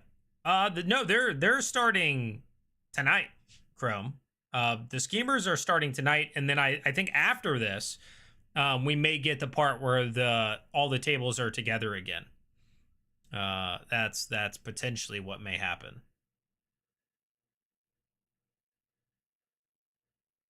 I am off by saying Wix and Octus's storylines are a little bit too similar in very different ways. Yes. In very different ways, yes. They are both kind of outcasts from their families. The main difference is, like, Wick isn't really an outcast so much as he just wasn't in the know as much, but, like, he was still a part of his family, still active, still did all the stuff. Yeah. He just didn't know as much about the inner workings. He wasn't being sacrificed for it, anything like that. And they have very different personalities. It was funny when everyone in the tailgate mocked Wikander, even Alex did that. Yeah. Did you ever get to the Golden Orchard to find out why the fairies? Nope. Lady Aranessa went to check on that, and then Julian went with the rest of the group, and now they decided to go back to town instead of going to check on Lady Aranessa. But they may find a letter when they get back to Castle Torch or something like that, which I think is how they're going to try to fix this, is they're going to get a bunch of information in the cold opens at Castle Torch that will then allow it to make more sense that they're going back to Damakiar when that doesn't make sense. I think that's basically it. Because anybody would be hard pressed to convince me that both the soldiers and the Seekers had any good reason that was better than all the reasons to go other places to go back to Damakyar. Like they just didn't. Like this was a clear decision of like, we want to go back to this point for something, but it was not because it was the good option.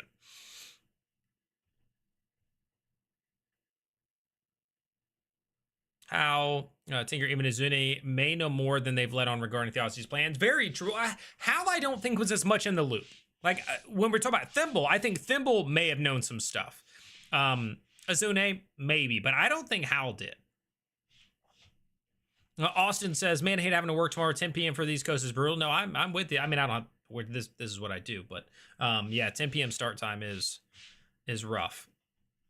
I really want Hal to take on his brother's role and become the James Bond he was meant to be. Very nice. Entering the arc with exhaustion. Yeah, really. We still don't know why he stole Night Song or the Halfling Coffin in the first place. No, we don't. But we know that he was trying to collect all these things.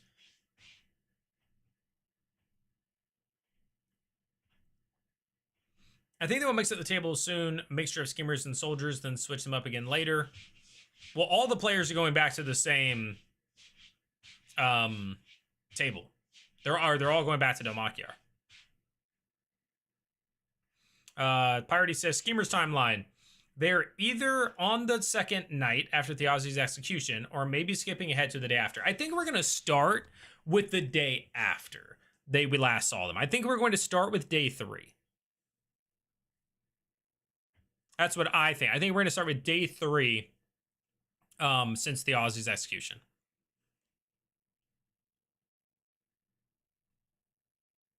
Such a wick.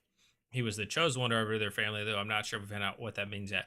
No, I think it just meant like he was the face in a way, and he was going to kind of rise to like be the front of the family. Brody, that's how I understood that. To just be the face. Then it says, I feel like Wick and him leaving will cause some disruption in Damakyar. I don't know how to spell it. Wondering if that happens, or if that makes the Halo Bars pivot on their public appearance a little bit. They might just say he's out traveling somewhere. He's on a mission. He's, whatever. We don't really know what they'll say, but it's possible. Yeah. I went to the Golden Orchard. See if something bad will happen to her to move Mercer's character even more. Completely possible. The purpose of holding Julian's men was to draw them out of the city if they survived. You think so? The Anfazens didn't really seem to be a part of it, though. The king, yeah. King Augustus, or King Gus, for those of us who know him, was heading to Damakyar. The king of Timony was heading to Damakyar. Seeker's return is a beep grab. Soldiers feels more organic, though it also felt slightly... at least Seekers have the anti... No, I disagree with Soldiers feels more organic. They had a guaranteed solution where they were also well protected by powerful dogs, and instead they break off on their own to go back and hope that a level 3 museum guy can fix their stone brother. Like, no, it's a terrible decision.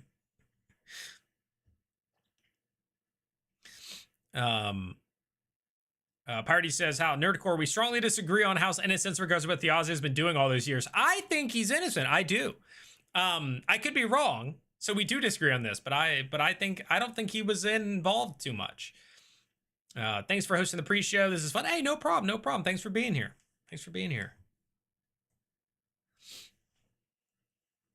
Agree about starting on a new day. Yeah, I think they'll start. The Seekers will probably split up. Julian may still go to the Orchard. Yeah, but going all the way back to Damakyar, so traveling back, 3 days, 4 days, whatever it is, and then turning around and heading right back, I mean, that you're just losing time, especially if you're there for a day or two. At that point, if something bad happened, it happened. You missed it. Rest in peace. I think that we are going back to the city so we can have a table swap. Well, that's what I'm saying. Like, it feels like it's happening for that purpose, which then makes the players, it feels like we're going to do that for a production and planning point rather than a character's decisions point. That's what that feels like to me. Same characters either going to Schemer table, and we are going to have either a new soldiers table heading to the Golden Orchard, which I could see that.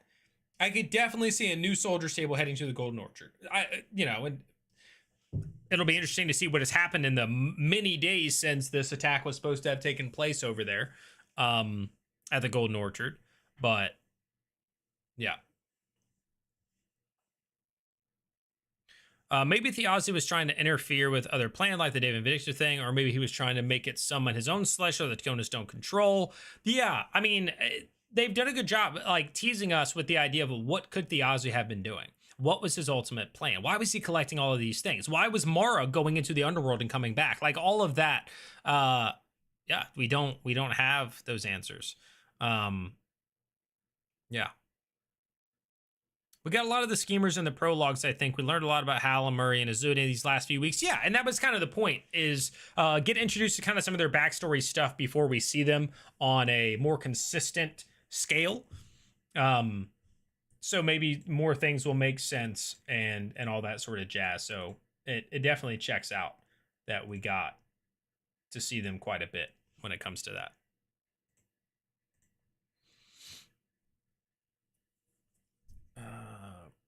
King Gus to his friends. Yeah, exactly. King Gus to the people who know him. Let's see. If they need a mercenary army, I can think of one giant lion man with a torn banner under his armpits that they could rally to. Hal, I think, is totally innocent. I don't think Thiazi would allow Hal to be. No, he wanted him to be involved. That's something you may not have seen. And we got a cold open with Hal, which had the infamous baby crying moment. Where Thiazi shows up and it's like, hey, join me. Like, the stuff is happening. Like, you know, make a move. And Halo's like, nah, dude, I have a family. Like, I don't want to do this stuff anymore. Like, I'm whatever. Now, that could have been a glimpse, and maybe we learned that he changed his mind a little bit later and blah, blah, blah, blah. But, yeah. Didn't say the return was a good choice, just that it feels more organic than the Seekers. Yeah, well, at least they had finished their mission, and then it was like a bad choice after that to decide to go back. Whereas the Seekers, it's like they didn't even finish, and they were still like, let's go back to Damakiar. I mean, I agree. I just think they both suck. Like, both of those decisions are just like, this is very clearly an above the table, let's go back to Damakiar, not a the character should go back to Damakiar. Railroad back to Damakiar? Yeah, choo-choo. Yeah, I don't think the soldiers should have gone back, but it's too late now. Yeah, I mean, we can't do anything about it, but it's just very clearly more of an above the table than an under the or on the table decision.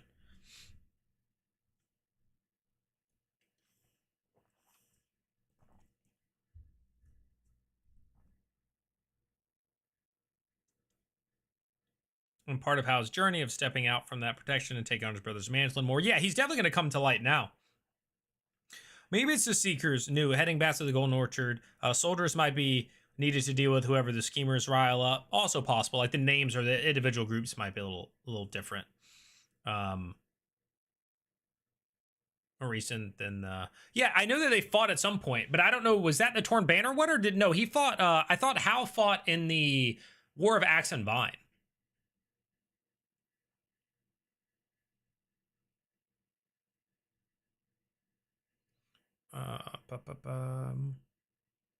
They might get dunked on off rip, but the houses as soon as they reach the gates.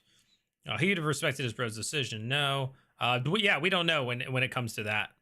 No, I mean, they will split at Castle. Julian will probably not go back to the city. So, Mal, the reason I don't think that can happen is because then Matt's character would just be by himself somewhere else. Well, like so the next session we get to the group and they're all at the table, and then like Matt's not because he decided to stay at Castle Torch and everybody else went back to town, that sort of thing. But yeah, it has been, Sam basically spoiled that. They just recorded a session where basically all the players were back at the table. What did more of the Hounds? They were the best. I agree, and I hope we'll get more of them. I think they've really made the soldiers table even better. I mean, there's no doubt the NPCs made the soldiers table really, really good.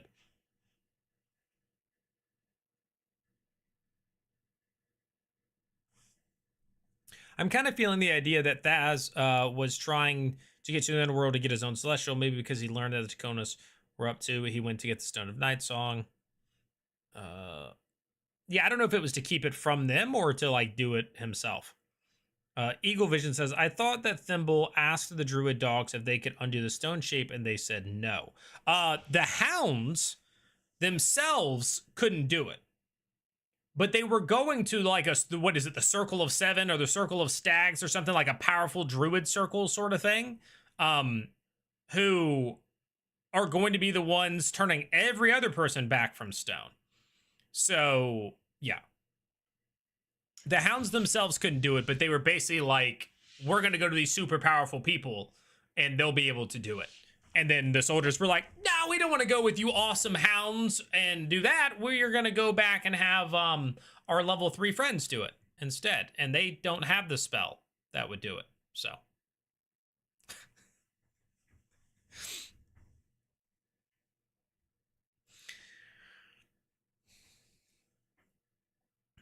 Or maybe find a way to close the door for good. In their house, get a celestial. Yeah, I'm curious about what she was trying to do. Whether it was spying, could have also just been spying. Or just trying to collect objects that are only in that place. Soldiers learned that House Royce was attacked, so Thimble needed to find out what was going on. Correct on how fighting in War of Axe and Vine. Falconer's Rebellion ended 12 years ago. Latest wars. Yeah. So would it been, the vision would have been between those two? Because the War of Axe and Vine was longer ago, right?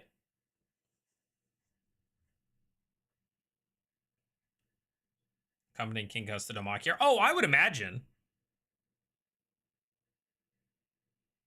I would imagine that they are, there's going to be hounds with King Gus. It would be hard not to believe. I mean, he's kind of their person, so. Be level 4 by the time they get back there. True. Do you know the current age of Hal's kids? I mean, Aligar is grown. Shadia is maybe teens, seems like. Yeah, I don't know. Don't know. No, I mean, I get it. Me saying, I mean, clearly they don't level 3. Like, I understand that. That was just me saying it because I know mechanically he doesn't have greater restoration. Right? Neither does Murray. Like, they want to go back. They were like, oh, our friends Murray and Belair will be able to solve this. And it's like, I don't know how. They do not have that ability. Like, they don't, you know? So. Johnny was 25. Oh, okay. There you go. They're all grown and old. So, Sid is still stone. Yes. Yes, Sid is still stone.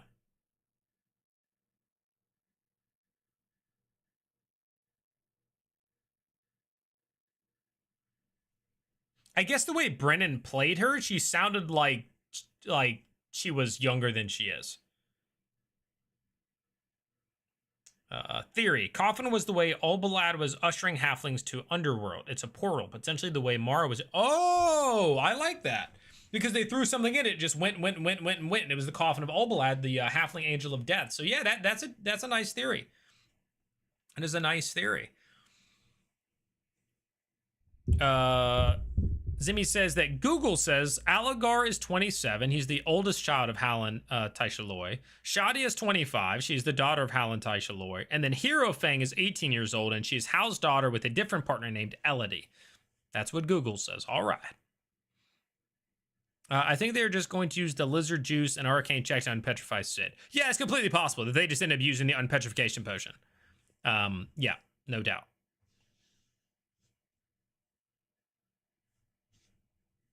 Would Taisha have the skill? What, greater restoration? No, nobody's high enough level to have greater restoration.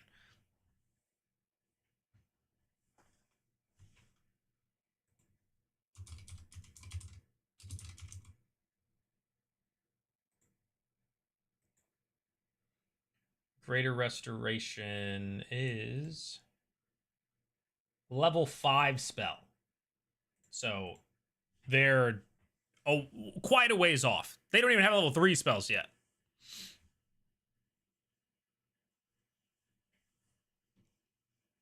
But again, petrification potions can do that.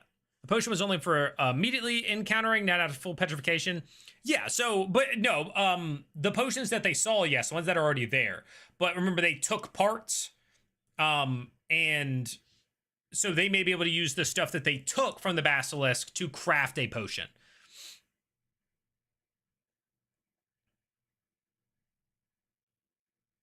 Wait, the daughter we've been seeing is like 9 years old. Yeah, that also was kind of shocking to me. Apparently, that's a 25-year-old. That is just, again, that's not what the way Brennan was playing her and talking with her, and the way she was talking and her mannerisms or whatever. I did not think that she was 25. I thought like early teens. That was the vibe I was getting. But hey. Yeah, a greater restoration potion or a petrification potion outright.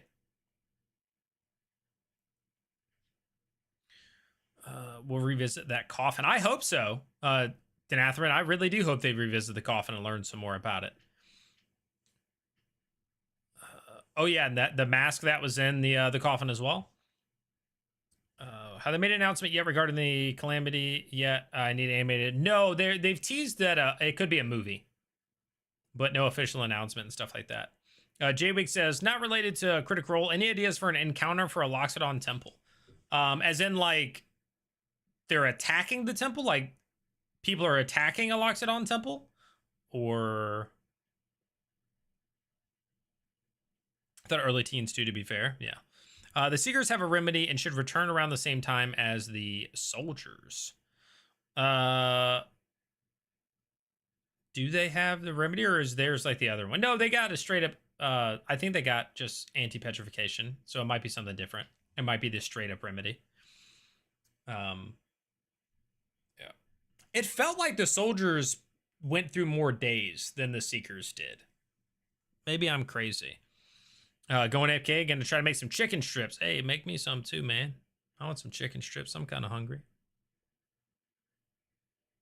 They could make a basilisk oil potion. I'm hoping there were spy hounds in the city before the king gets there, like a little chihuahua. Yeah, that's just been gaining information that he takes back to King Gus before he arrives. Parody Steve trying to be Chef Steve. This should be interesting. Are orcs longer lived than humans, meaning 25 is younger than it seems? No, I want to say in traditional, again, his world might be different. I want to say in traditional orcs, they're relatively close. One might be a little bit more than the other, like humans might live longer, but it's not, I don't think, like a drastic difference. It's not like orcs die at 30 or something.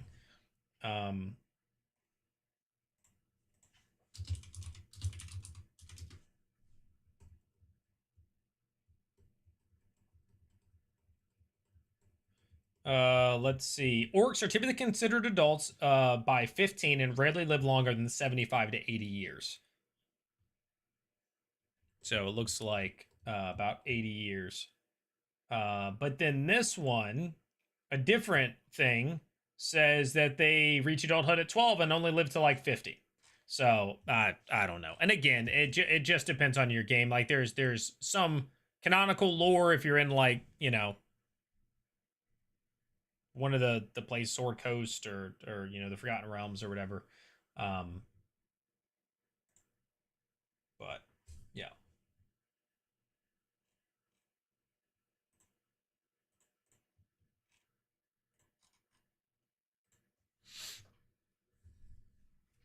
It's going to the Loxodon Temple to collect a flute that can be used to conquer the Ancestral Realm. I had the boss lined up, but I went to rent like a mini dungeon. I mean, different Loxodon enemies then, dude. You know, a caster protected by some guards. Perhaps something that they kept in the basement. Perhaps actual freaking elephants or lions or things like that. Something that's, yes, maybe something they kept, a monster, a defense statue, right? So you could do like a stone golem or anything like that. Yeah, any of that, J-Wigs. Also, you know, throw in some good defense traps, right? If they're trying to break into a temple, could be some traps, both magical and non-magical. Perhaps a skill challenge to get through something unnoticed.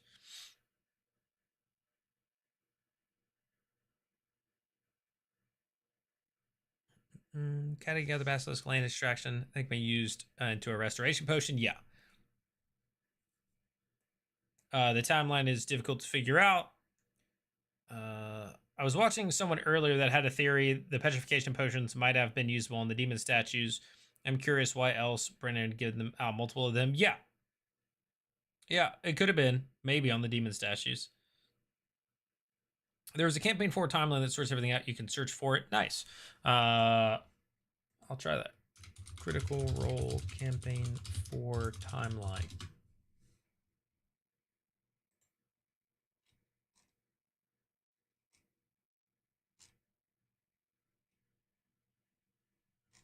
Is it the criticalrole.mirahiz or whatever.org?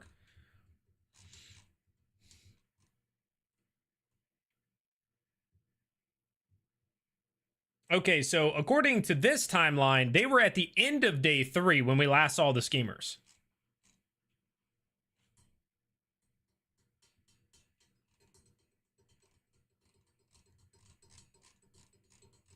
Yeah, that's where I'm at. Interesting. All right, so they're already going into day 4 potentially because they met at night at the 7 stars. So yeah, they'll be starting potentially day 4.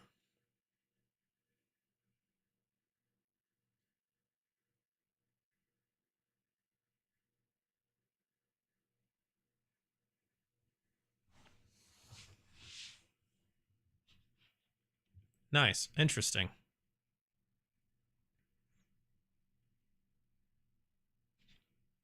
A Hollyphant. It's a flying elephant celestial. Hey, there you go.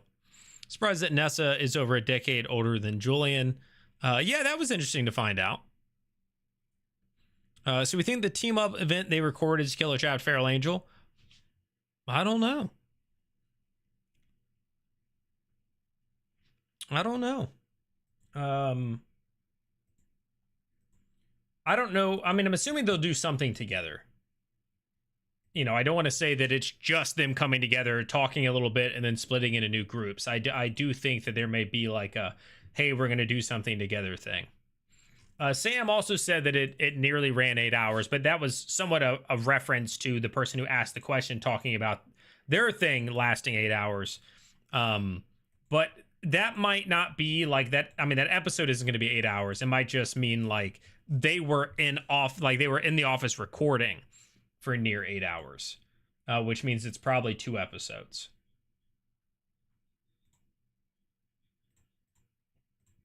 That would be my guess. Party says, do the schemers have someone proficient with thieves' tools? Unless it was chosen outside of like the normal thing, then no. Right? Like it's one of them could have from their background. If it was an option in the drop down to take it, then maybe. Part of the end game, will Wick free his grandfather? I think if anything, they'll end up having to kill him. I don't know that it'll be like a freeing thing so much as a killing thing.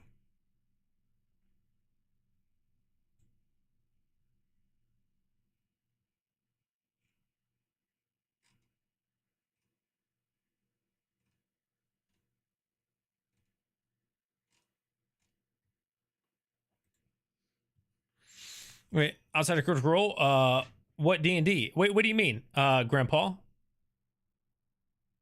In terms of actual plays, Grandpa?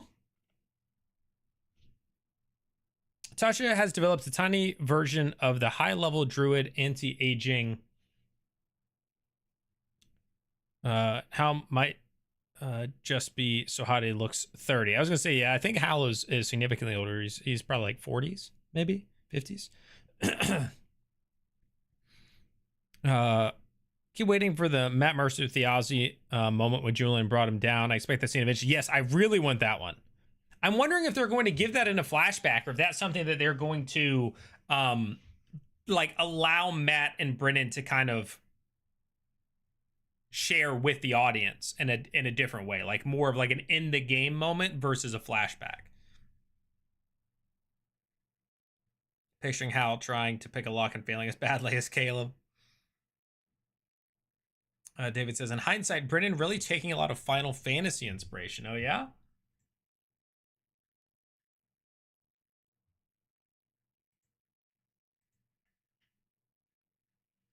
Grandpa, if that's what you were asking, is like what other actual plays or whatever related to D&D. I really enjoyed what I watched of Natural Six.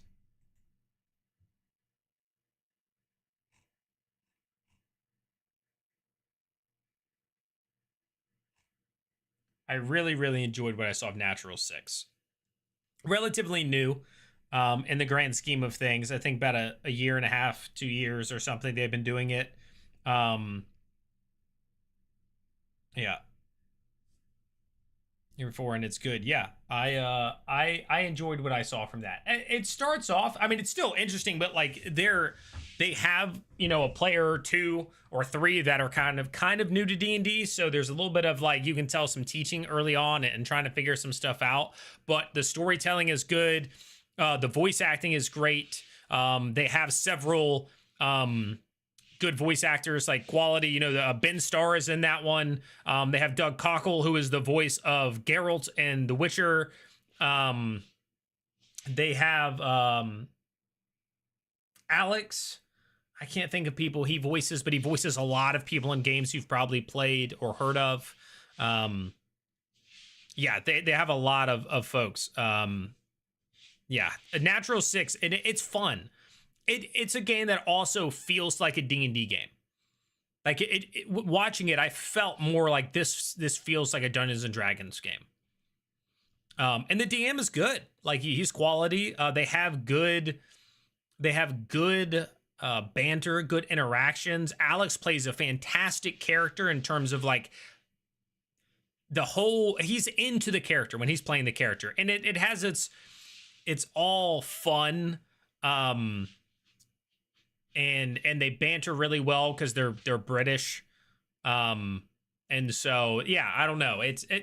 Natural Six is good. Natural Six is very good. I wish I would have kept up with it. I watched the first like 4 or 5 or 6 episodes and kind of fell off. I started to watch some Critical Role like campaign 2 or something, and it's just I can't do multiple at the same time. It's just so many hours to do, you know, let me watch this for 2 hours or 3 hours and then watch this for 3 or 4 hours and then like do all, you know, it's just a lot. So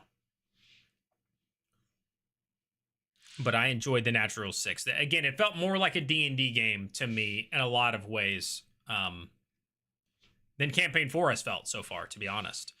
There's also Legends of Evantris, and they have multiple different campaigns running. Yeah, they're very different. They're very, like, at least the stuff I've seen. I haven't watched them. I've seen lots of clips and stuff, and I've tuned in here or there.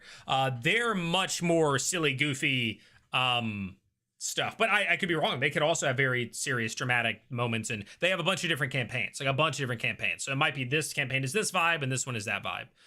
So...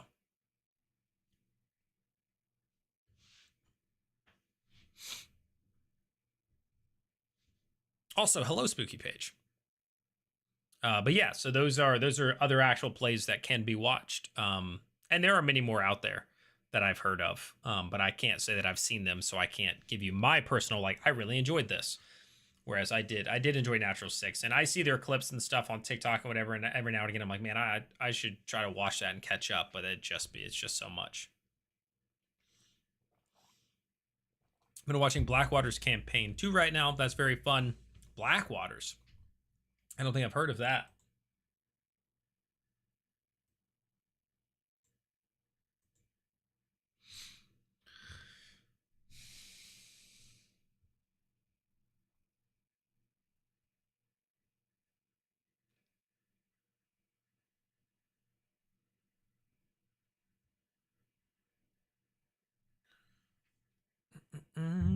Also, completely unrelated to Critical Role, so I apologize, but I'm getting a dope D&D table.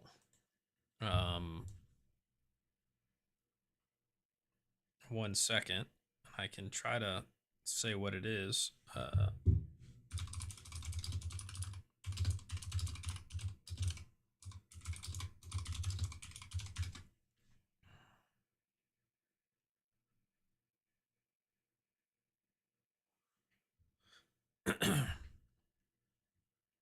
Yo, what's up, Grim Knight?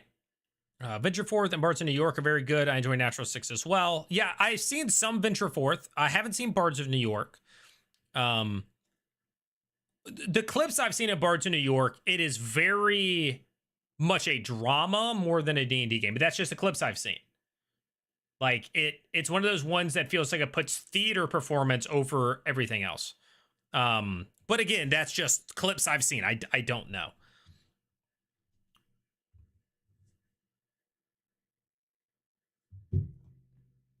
Yeah, I mean, I'll probably do some recordings and stuff at that table. Um,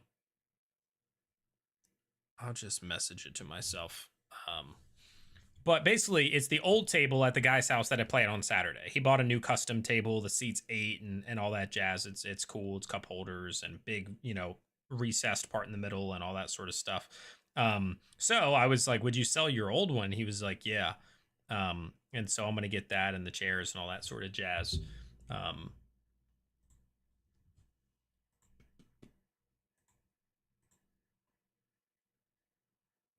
Now, brand new, this table goes for $3,300. It's one of those ones that has a cover, like you put the slats over top. Um, but yeah, makes you realize Rosanna, they're always flirting with each other. I don't know if I could watch it through, but the clips I see are fun. Yeah, it's one of those things where like I think I can enjoy some shows by watching clips of them. But watching whole episodes of that style isn't for me, right? It's like I'm not going to sit there and watch that style for 3 hours once a week, but I enjoy like some clips and stuff like that. And that's just, everybody's different. Some people are like that with Critical Role.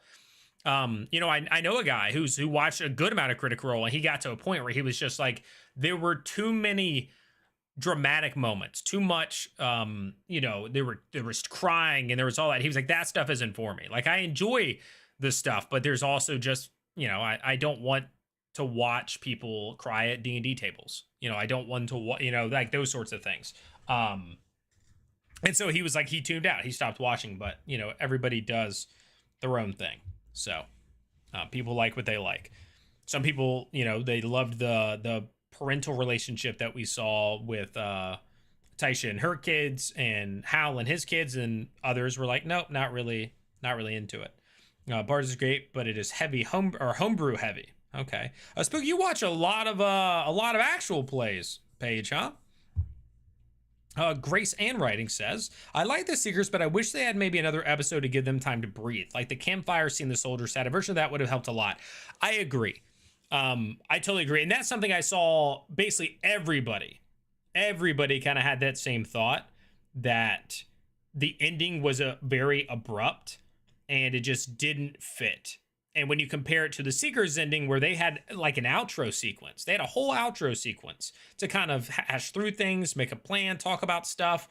And then the Seekers didn't do any of that. So I totally agree, Grace. What are you excited about from this table? I think we're going to learn a lot more about houses that aren't the Taconas, which is exciting because we've learned a lot about them. We're going to get to see some of the more inner workings of some of these houses and how they're impacting Dalmakiar. I'm looking forward to seeing a different table because, again, the Seekers were not my favorite, so I'm just excited for a change. I hope that it is at least a middle ground between soldiers and Seekers, like minimum. I hope it falls in the middle, that sort of thing.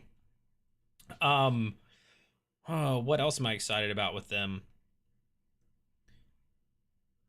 I just in general like all of that. I don't know that there's like one thing that I'm like, oh, I'm really excited about this thing. Oh, King Gus showing up, and maybe if they get to interact with like King Gus and maybe some hounds, that could be exciting.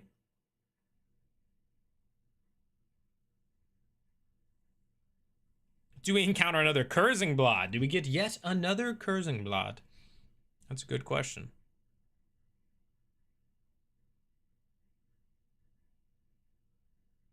That's a good question. I mean, they're everywhere, dude. Turn into a hound himself. That would be kind of crazy.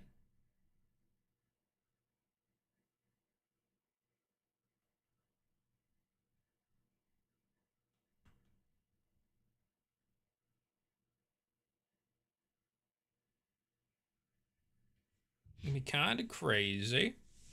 I don't think he can, because of like the story behind the hounds and what they do and all that sort of jazz. like how they were brought into existence doesn't fit necessarily with that. The Hounds kind of stole the show. Love them. Again, I said this a lot when I talked about like the differences between the tables and all that sort of jazz. The NPCs of the soldiers had a big role in making the soldiers enjoyable, and because the Seekers didn't have that, it was just a pretty massive change up. I agree with your friend. I don't need every third scene to be a heart-wrenching drama. Sometimes I like the players losing track of the plot because it's fun. Yeah, because it feels more like a D&D game that way. Now, mind you, I know people play in those super serious ways. I've never been in a game that was that heavily like RP. Like, I've been in some 50-50 games, but I've never been in a game that was more roleplay and more narrative in that way than a 50-50. And even the 50-50s probably aren't really 50-50. They're probably more like 60-40 or 70-30. So I've never played in a game where we sat around the table and we all just did theater. And I don't know. A part of me is open to it, but the other part of me doesn't know if I would enjoy it. So, yeah. I think Seekers could have some awkward quiet after all that. Yeah, I mean, just let them sit for a bit. Famine says, feel like for now, the direct Hound interaction should be kept to the soldiers. I don't know, keep it special for that table. Plus, we have 3 tables. 2 got blessed with the Hounds. Guess the 3rd can kick rocks. That's also true. Could we see the schemers help the soldiers sneak into this? Or yes, I think that's kind of the plan, is that Thimble will fly in under, like, secretly and try to get some help, or they'll send in Cadigan. I played D&D with my college theater friends. Did they play? But I mean, did you guys still do a lot of like dice rolling and combats and stuff, or was it a lot of just interacting with yourself and NPCs, or amongst yourself and NPCs?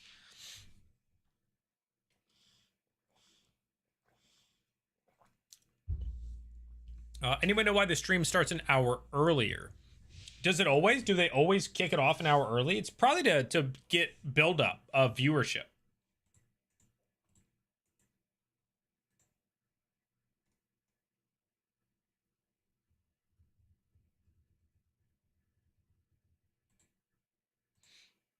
Just to give people time to kind of click in and all that sort of jazz.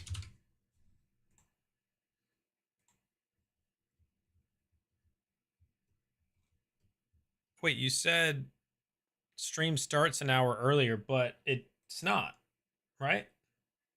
It's not even live right now, and the thing is in 17 minutes.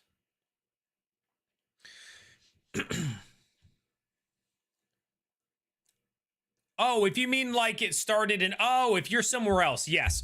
Because we live in the United States, where we once per year or twice per year, we change our time. So we just had the time jump. So that's why. Yeah. That's why.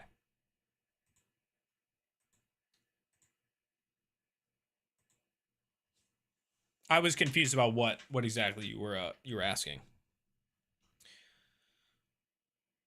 Also been hilarious that the deadliest member in Soldiers is a pixie.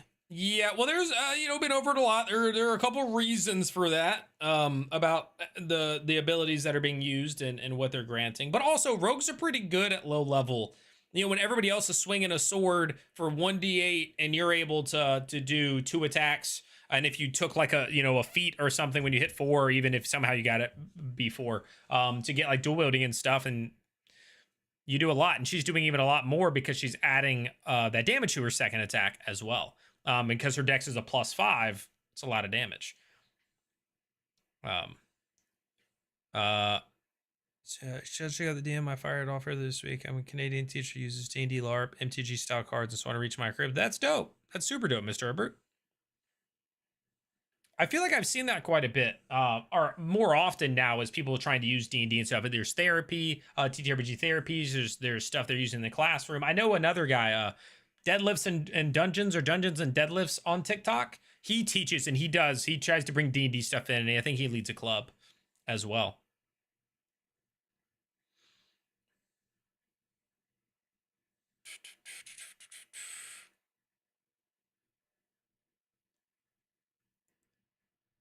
sent each other to up our RP. Okay. I think over many my mini games with mini tables for going on 10 years now, I've only seen tiers at the table 3 times total. Oh wow. I've never been at a table with that. Yeah. Thanks for the pre-show. See you in the Discord. Sounds good. Yeah, we are wrapping this up now, guys. It is that time. Thank you guys for hanging out. If you haven't already, click that thumbs up button, click the subscription button, and all that sort of jazz. Appreciate you guys. Enjoy the rest of your night. I'm going to read these last couple of messages first. Calling it time jump. I'm calling it that now. When we started my current campaign, I told my players, hey, this is completely open world. I'll put hooks, but the rest is up to you. And they have gone weeks just talking in town, then asked me for a combat. That's interesting, because then when they're just talking in town, I mean, you're like, you're not playing the game. In a way, I guess it depends. Where's live stream chat? Type in any of the channels who you are, and I will give you the role. You might not have given yourself the role. You had to choose actual plays during the selections, and then it will give you the live chat. But if you type in a channel, I will just add that tag to you, and then you'll be able to see it. Google this the 29th. No, we just did a time swap here. At the, you know, it's the end of winter, I guess. Yeah. All right, guys. Peace out. Thanks for hanging out. Appreciate you. Enjoy the rest of your night. I will see you in the next one. Kids love it. Hey, that's dope, dude. Love that. I think it's super cool that more things are getting involved in a younger generation. Speaking of which, this book you might be interested in. I just got sent it. I got a video coming out about it soon, but it's literally for kids, and it's to help them be dungeon masters and stuff too. So that's really dope. But all right, peace out, guys. Enjoy the rest of your night, and I will see you guys in the next one. Join the Discord if you haven't already. Link in the description below.